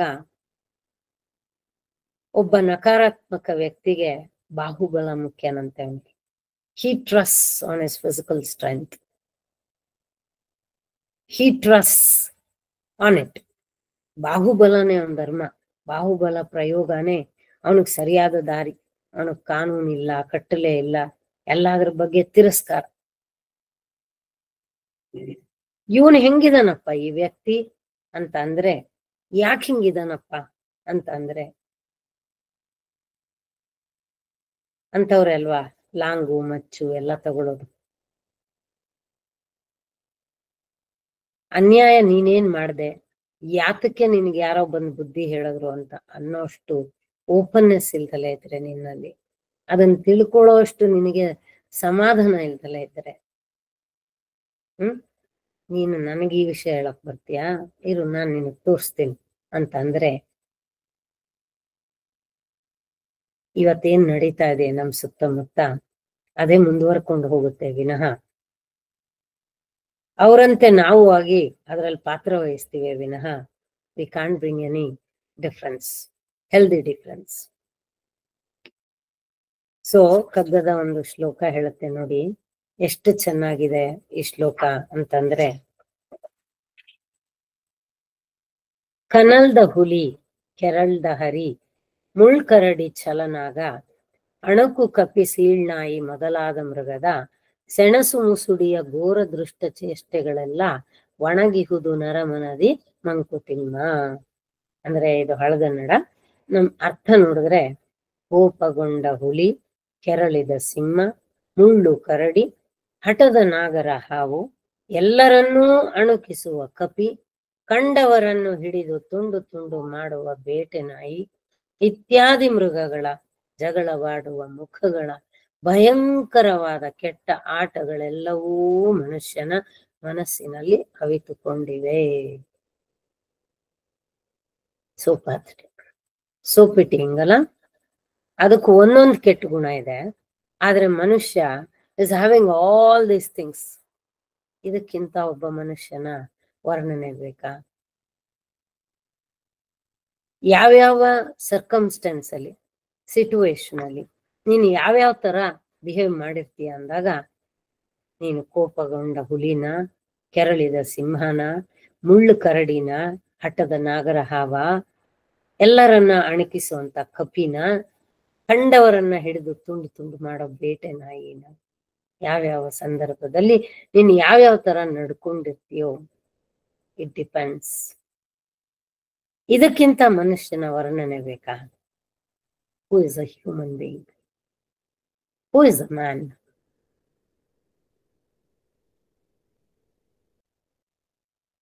ಡಿ.ವಿ.ಜಿ ಅವ್ರನ್ನ ಋಷಿ ಸಮಾನ ವ್ಯಕ್ತಿ ಅಂತ ಹೇಳಿದ್ದಾರೆ. ಋಷಿ ಅಂತಾನೆ ಕರೀತಾರೆ.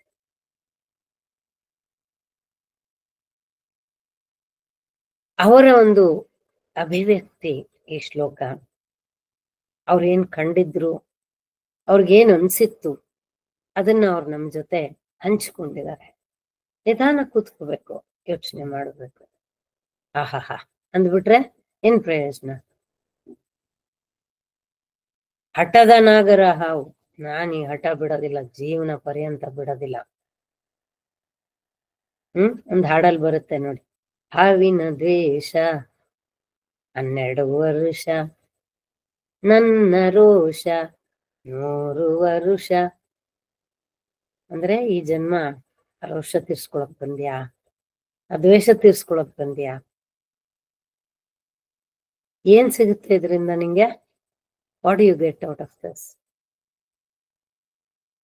ಕೂತ್ಕೊಂಡ್ ನಿಮಿಷ ಯೋಚನೆ ಮಾಡಿ. ಚಿಂತನಾ ಶಕ್ತಿಯನ್ನ ಮನುಚ್ ಮಾಡ್ಕೋಬೇಡ, ಚುರುಕು ಮಾಡ್ಕೊ. ಆಗ ಏನಾದ್ರೂ ಬದಲಾವಣೆ ಆಗ್ಲಿಕ್ಕೆ ಸಾಧ್ಯ. ಇಲ್ದೆಲ್ಲ ಇದ್ರೆ ಇರೋದು ಗೊಬ್ಬೆ ಬಸ್ಕೊಂಡ್ಬಿಡೋದಾಗತ್ತೆ ಅಷ್ಟೇ ಕೆಲ್ಸ. ಇನ್ನೇನು ಇಲ್ಲ. ಆನಂತರ ಮತ್ತೊಂದು ಕಗ್ಗದ ಶ್ಲೋಕದ ಮುಖಾಂತರ ತಿಳಿ ಹೇಳ್ತಾರೆ ನಮ್ಗೆ. ರಾವಣನ ದಶಶಿರವದೇಂ ನರನು ಶತಶಿರನು, ಸಾವಿರಾಸ್ಯಗಳ ಗಿಳಿಸಿಹನು, ಹಾವಾಗಿ ಹುಲಿಯಾಗಿ ಕಪ್ಪೆ ಹುಲ್ಲೆಯುಮಾಗಿ ಭೂಮ್ಯೋಮಕುತಿಯ ಅತಿಶಯನು ಮಂಕುತಿಮ್ಮ. ಭೂಮ್ಯೋಮಕ್ಕೆ ಅತಿಶಯನು ಮಂಕುತಿಮ್ಮ ಹೇಳುವಾಗ ಅರ್ಥ ಹೇಳಿದ್ರೆ, ರಾವಣನಿಗೆ 10 ತಲೆಗಳಿದ್ರೆ ಈ ಮನುಷ್ಯನಿಗೆ ಏನ್ ಗೊತ್ತಾ, ಕಾಣದಲ್ಲೇ 100 ತಲೆ ಇಟ್ಕೊಂಡವನು. ಸಾವಿರಾರು ಮುಖಗಳನ್ನ ಒಂದೇ ಒಂದು ಮುಖದೊಳಗೆ, so many masks inside, layer by layer by layer ಅಡಗಿಸಿಟ್ಕೊಂಡಿದ್ದಾನೆ. ಪಾ ನಿನ್ನ ಮಖ ಇವತ್ತು ಗೊತ್ತಾಯ್ತು ನೋಡಪ್ಪ, ಇದು ಒಂದು ಮಖ ನಿನ್ ಜೀವನದಲ್ಲಿ ಅಂತ ಹೇಳ್ಬಿಟ್ಟು ಇಷ್ಟು ವರ್ಷ ಸೆಣಸಾಡ್ಬೇಕಾಗಿತ್ತು ಈ ಮಖವಾಡ ಕಳ್ಸೋದಕ್ಕೆ ನಿನ್ನಿಂದ ಅಂತ ಎಷ್ಟು ಸಲ ಹಿಂಗೆಲ್ಲ ಮಾತಾಡ್ಕೊಂಡಿರ್ತೀವಿ. ಕೆಲವು ಸಲ ನೋಡಿದ್ರೆ ಹಾವಿನಂತೆ ಬುಸ್ಕುಡ್ತಾನೆ, ಇನ್ನು ಕೆಲವು ಸಲ ನೋಡಿದ್ರೆ ಹುಲಿಯಂತೆ ಗರ್ಜನೆ ಮಾಡ್ತಾನೆ, ಇನ್ನು ಕೆಲವು ಸಲ ನೋಡಿದ್ರೆ ಕಪ್ಪೆಯಂತೆ ಒಟಗುಡ್ತಾನೆ, ಜಿಂಕೆಯಂತೆ ಓಡ್ತಾನೆ. ಹೀಗೆ 100 ರೀತಿ ಇದ್ದು ಭೂಮಿಗೆ ಆಕಾಶಕ್ಕೆ ಅತಿಶಯವಾಗಿ ಕಾಣಿಸ್ಕೊಳ್ತಾನೆ. Looks like an exaggeration. ನಂಬಲಿಕ್ಕೆ ಸಾಧ್ಯ ಆಗಲ್ವಲ್ಲ, ಒಬ್ಬ ಮನುಷ್ಯ ಇಷ್ಟೆಲ್ಲ ಮಾಡ್ತಾನ, ಹೀಗೆಲ್ಲ ಮಾಡ್ತಾನ. ಇಸ್ ಇಟ್ ಆಲ್ಸೋ ಪಾಸಿಬಲ್ ಅನ್ನೋ ಹಂಗೆ. ಆದರೆ ಹಿಂಗೆಲ್ಲ ಎಷ್ಟು ಕಸ ಅಥವಾ ಇಂಪ್ಯೂರಿಟೀಸ್, ಕಲ್ಮಶಗಳನ್ನ ತುಂಬಿಸ್ಕೊಂಡ ಮನುಷ್ಯನಿಗೆ ಮಾನಸಿಕ ಆರೋಗ್ಯ ಎಲ್ಲಿರುತ್ತೆ? ಮಾನಸಿಕ ಆರೋಗ್ಯ ಇಲ್ದಲೇ ಇದ್ರೆ ನಿನ್ನ ದೇಹದ ಆರೋಗ್ಯ ಹೇಗಿರುತ್ತೆ? What you think so you become ಅನ್ನೋದು ಸತ್ಯ ಆದ್ರೆ ಅದು ಎಲ್ಲಿ ಮ್ಯಾನಿಫೆಸ್ಟ್ ಆಗುತ್ತೆ? Like your money manifests in the form of a land, a jewel, or as a charity. ಬೇರೆ ಬೇರೆ ತರ ಮ್ಯಾನಿಫೆಸ್ಟ್ ಆಗತ್ತಲ್ವಾ? ಅದೇ ತರ ಈ ನಿನ್ನ ಮಾನಸಿಕ ವ್ಯಾಧಿ ಎಲ್ಲಿ ವ್ಯಕ್ತ ಆಗತ್ತೆ ಅಂದ್ರೆ ನಿನ್ನ ದೇಹದಲ್ಲಿ. ಆದ್ರಿಂದ ನಕಾರಾತ್ಮಕತೆ ಸಕಾರಾತ್ಮಕತೆಗಿಂತ if the negative is dominating than the positive, ಅದು ಸಮರಸವಾಗಲು ಅಸಾಧ್ಯ. ಇನ್ನ ಸೆಕೆಂಡ್ ಆಪ್ಷನ್ ನೋಡೋಣ. ನಕಾರಾತ್ಮಕ ಸಕಾರಾತ್ಮಕ ಎರಡೂ ಸಮವಾಗಿದ್ರೆ ಇಂತಹ ವ್ಯಕ್ತಿ ಹೇಗ್ ಬದುಕ್ತಾನಪ್ಪ ಅಂದ್ರೆ ಯಾರಿಗೂ ಕೇಳು ಬಯಸೋದಿಲ್ಲ, ಮಾತು ಜಾಸ್ತಿ ಆಡಲ್ಲ, ತನ್ ಪಾಡಿಗೆ ತಾನಿದ್ಬಿಡುವ. ಸುತ್ತಲೂ ನೋಡೋರಿಗೆಲ್ಲ ಇವನ್ ತುಂಬಾ ಗುಣವಂತ, ತುಂಬಾ ಒಳ್ಳೆ ವ್ಯಕ್ತಿ ರೀ, ಎಲ್ಲಾರ ಗಣನೆಗೂ ಪಾತ್ರ ಆಗ್ತಾನೆ, ಮಾನ್ಯತೆ ಪಡ್ಕೊಳ್ತಾನೆ, ಸತ್ಯವೇ. ಆದ್ರೆ ಅವನಿಗೆ ತನ್ನೊಳಗಡೆ ಆ ಸಮತೋಲನವನ್ನ ಕಾಪಾಡ್ಕೊಳ್ಳೋದಕ್ಕೆ ತುಂಬಾ ಕಷ್ಟ. ಅವನ ವರ್ತನೆ ಹೇಗಿರುತ್ತಂತೆ ಅಂದ್ರೆ ಇದು ತುಂಬಾ ಮನಸ್ಸಿಗೆ ತಗಲತ್ತೆ. ಈ ಶ್ಲೋಕದ ಅರ್ಥ: ಕತ್ತಲೆಯುಳೇನನೋ ಕಂಡು ಬೆದರಿದ ನಾಯಿ, ಎತ್ತಲೋ ಸಖನೋರ್ವ ನಿಹನೆಂದು ನಂಬಿ, ಕತ್ತೆತ್ತಿ ಮೋಳಿಡುತ್ತಾ ಹೊಗಳಿ ಹಾರಾಡುವುದು ಭಕ್ತಿಯಂತೆಯೇ ನಮದು ಮಂಕುತಿಮ್ಮ.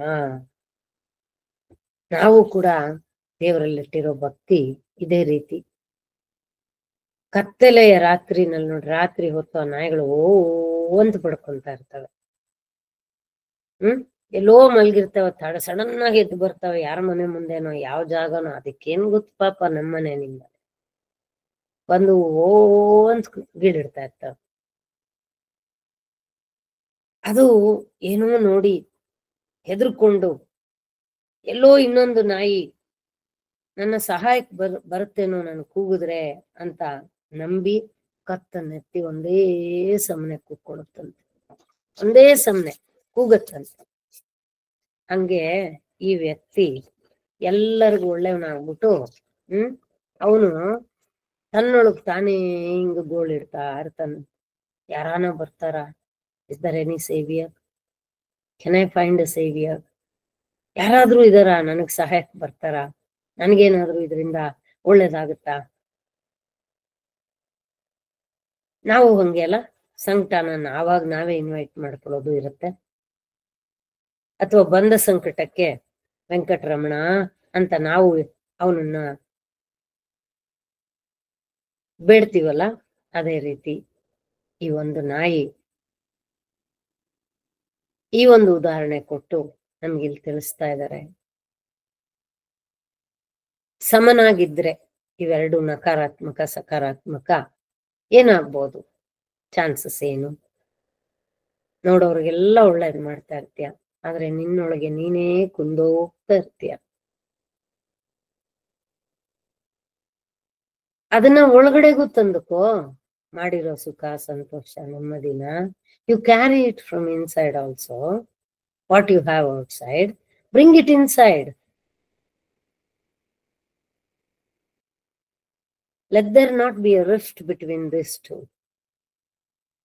ಒಂದೇ ಭಾವ ಇರ್ಲಿ ಅಂತರಂಗದಲ್ಲೂ ಬಹಿರಂಗದಲ್ಲೂ.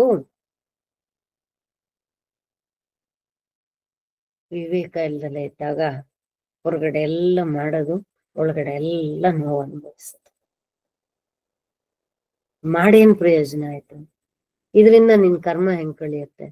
ಈ ತರ ಪ್ರತಿದಿನ ಮಾಡಿ ಮಾಡಿ ಮಾಡಿ ಆಮೇಲಿಂದ ನನ್ಗೆ ಯಾಕೋ ಏನ್ ಕಷ್ಟನೂ ಪರಿಹಾರ ಆಗ್ಲಿಲ್ಲ. ಯಾವ ದೇವಸ್ಥಾನಕ್ಕೆ ಹೋದ್ರು, ಯಾವ ಮಂತ್ರ ಹೇಳಿದ್ರು, ಯಾವ ದಾನ ಮಾಡಿದ್ರು, ಯಾವ ಗುರುಗಳ ಹತ್ರ ಹೋದ್ರು, ಏನ್ ಮಾಡಿದ್ರು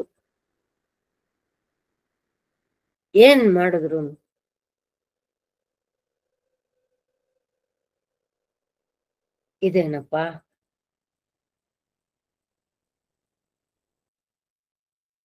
ಇದು ನಮ್ಮ ಕಾರ್ಯನೀತಿ. This is the way we work, this is the way we think. ಅವ್ರಿಗೆ ಎಷ್ಟು ಇಬ್ಬಂದಿತನ ಇರುತ್ತೆ. ಸಮಭಾವ ಅಂದ್ರೆ ಇಟ್ಸ್ ಓಕೆ. ಆ ಸಮಭಾವನ ಒಳಗು ಹೊರಗು ತಂದ್ಕೊಳಲ್ಲ, ಹೊರಗಡೆಗೆ ಮಾತ್ರ ಇಟ್ಕೊಂಡು ಬೇರೆಯವ್ರಿಗೆಲ್ಲ ಒಳ್ಳೆಯವರಾಗಿ ಮನೆಗ್ ಮಾರಿ ಪರರ್ಗ ಉಪಕಾರಿಯನ್ನ ಲೆಕ್ಕ ಆಗ್ಬಿಟ್ರೆ ಏನು ಪ್ರಯೋಜನ? ಅವರಲ್ಲಿ ಯಾವ ಒಂದು ನಡತೆ ಇರುತ್ತೆ ಅವರಲ್ಲಿ? ಅವ್ರು ಹೇಗಿರ್ತಾರೆ ವ್ಯಕ್ತಿ ಅಂತಂದ್ರೆ ದಾಸ್ಯ, ಸ್ಲೇವಿಶ್ ಅಂತೀವಲ್ಲ, ಯಾವ ಮಟ್ಟಕ್ಕಾರ ಇಳಿದು ಬಿಡ್ತಾರೆ. This is not, you don't deserve this man ಅಂದ್ರೂ ಕೂಡ ನಾನು ಐ ಡೋಂಟ್ ಮೈಂಡ್. ಇನ್ನೊಂದು ಅನುಪಯುಕ್ತವಾದ ಮಡಿವಂತಿಕೆ. ಏನೇನೋ ಅರ್ಥ ಮಾಡ್ಕೋತಾರೆ, ಅದು ಯಾವ ತರಕ್ಕೂ ಹೆಲ್ಪ್ ಆಗಲ್ಲ, ಹೆಂಗೆಂಗೋ ನಡ್ಕೋತಾರೆ. ನೇದರ್ ಇಟ್ ಹೆಲ್ಪ್ಸ್ ದೆಮ್ ನಾರ್ ಇಟ್ ಹೆಲ್ಪ್ ಅದರ್ಸ್. ಇದರಿಂದ ಏನಾಗುತ್ತೆ? ವ್ಯಕ್ತಿತ್ವ ವಿಕಾರಗೊಳ್ತಾ ಹೋಗುತ್ತೆ ವಿನಃ ಒಂದು ಒಳ್ಳೆಯ ಆಕಾರನ, ಮೂರ್ತ ರೂಪವನ್ನ ಅದು ತಗೊಳ್ಳೋದಿಲ್ಲ. ಇಬ್ಬಂದಿತನ ಮಾಡ್ಬೇಕಾ ಬಿಡ್ಬೇಕ? If I do what, if I don't do what. You want to do it and forget about it. You don't want to do, please don't do it, that's all.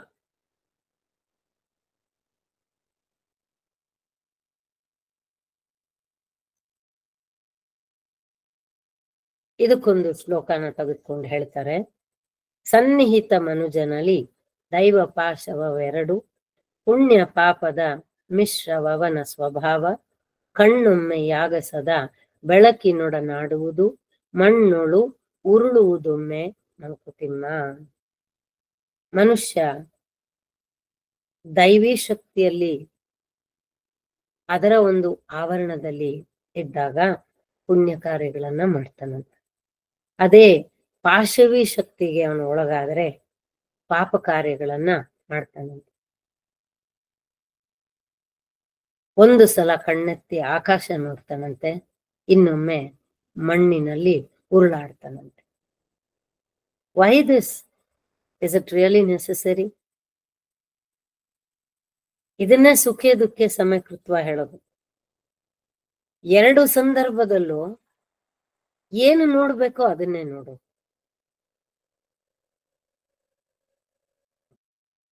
ಆಗ ಬಲವಂತನಾಗ್ತೀಯ, ಅಲ್ದಲೇ ಇದ್ರೆ ಬಲಹೀನನಾಗ್ತೀಯ. ಏನಾಗ್ಬೇಕು ನೋಡು.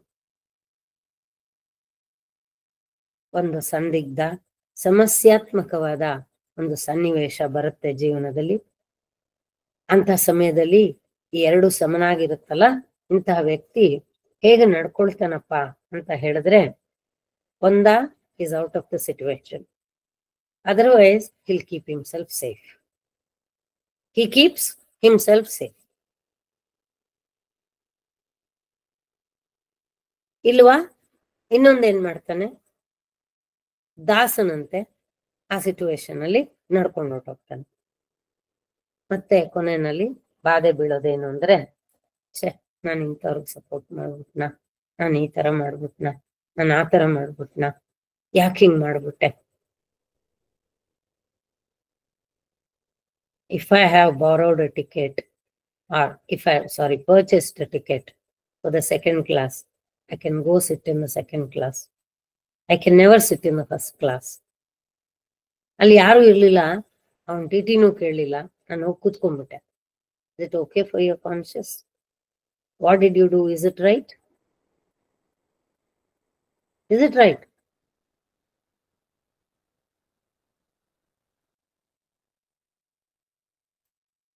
ಅವನು ಬರಲ್ಲ ನನ್ನ ಪಾಪ ತಗೊಳಕ್ಕೆ, ನಾನು ಅನುಭವಿಸ್ಬೇಕಾಗತ್ತೆ ನನ್ನ ಪಾಪನ.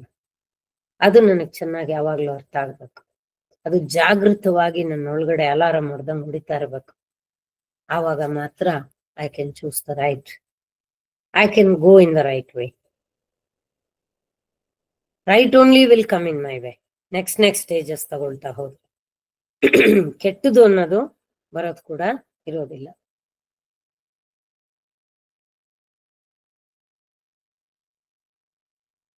ಸೊ ಹೀಗೆ ನಾವು ಮುಂದಕ್ಕೆ ಹೋಗ್ತಾ ಇರುವಾಗ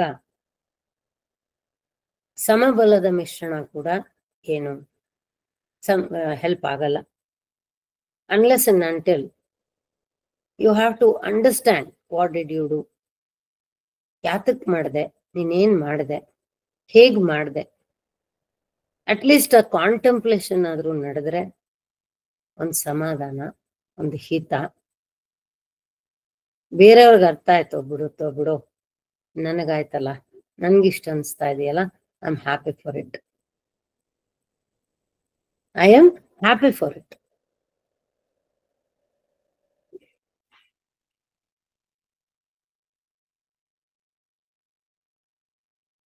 ಇವೆರಡು ಒಟ್ಟಿಗೆ ಅಂದ್ರೆ ಸಮನಾಗಿ ಇರೋ ಮನುಷ್ಯನ ಒಂದು ಒಂದೊಂದ್ಸಲ ಸ್ಥಿತಿ ಎಷ್ಟು ಅಸಹ್ಯವಾಗಿರುತ್ತೆ ಅನ್ನೋದನ್ನ ಕೂಡ ಇನ್ನೊಂದು ಶ್ಲೋಕದಲ್ಲಿ ಹೇಳ್ತಾರೆ.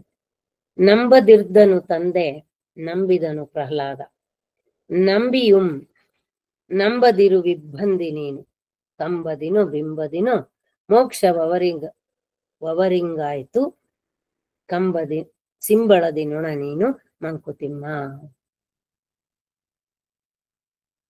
ದೇವರನ್ನ ನಂಬದವನು ಪ್ರಹ್ಲಾದ, ದೇವರನ್ನ ಧಿಕ್ಕರಿಸಿದವನು ಹಿರಣ್ಯಕಶಿಪು. ಭಕ್ತಿಗಿದೊಂದು ನಿಜವಾದ ಪರೀಕ್ಷೆ ಪ್ರಹ್ಲಾದನಿಗೆ ಬಂದದ್ದು. ಹಾಗೂ ಆ ಪರೀಕ್ಷೆಯನ್ನ ಬಿಡದೆ ಛಲದಲ್ಲಿ ಶರಣಾಗತಿ ಭಾವದಿಂದ ನಡ್ಕೊಂಡಿದ್ದರಿಂದ ಭಗವದ್ ದರ್ಶನದ ಸಂಪ್ರಾಪ್ತಿ, ಬರೀ ಪ್ರಾಪ್ತಿ ಅಂತ ಹೇಳಲ್ಲ ನೋಡಿ, ಸಮ್ಯಕ್ ಪ್ರಾಪ್ತಿ, ಒಳ್ಳೆಯ ಪ್ರಾಪ್ತಿನೇ ಪಡ್ಕೊಂಡ.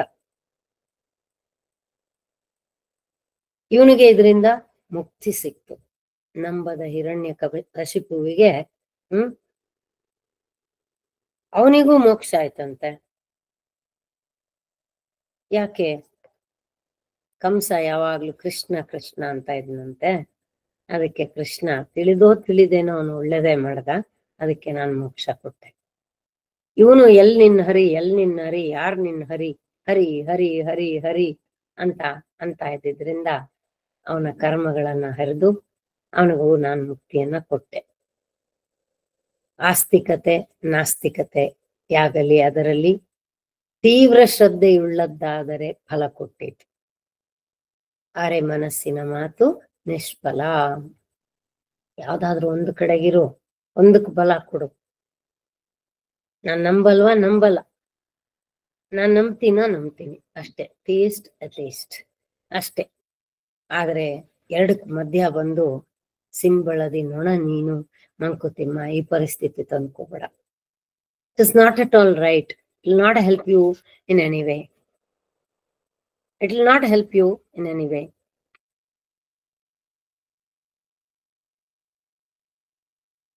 ಆದ್ರಿಂದ ಜೀವನದಲ್ಲಿ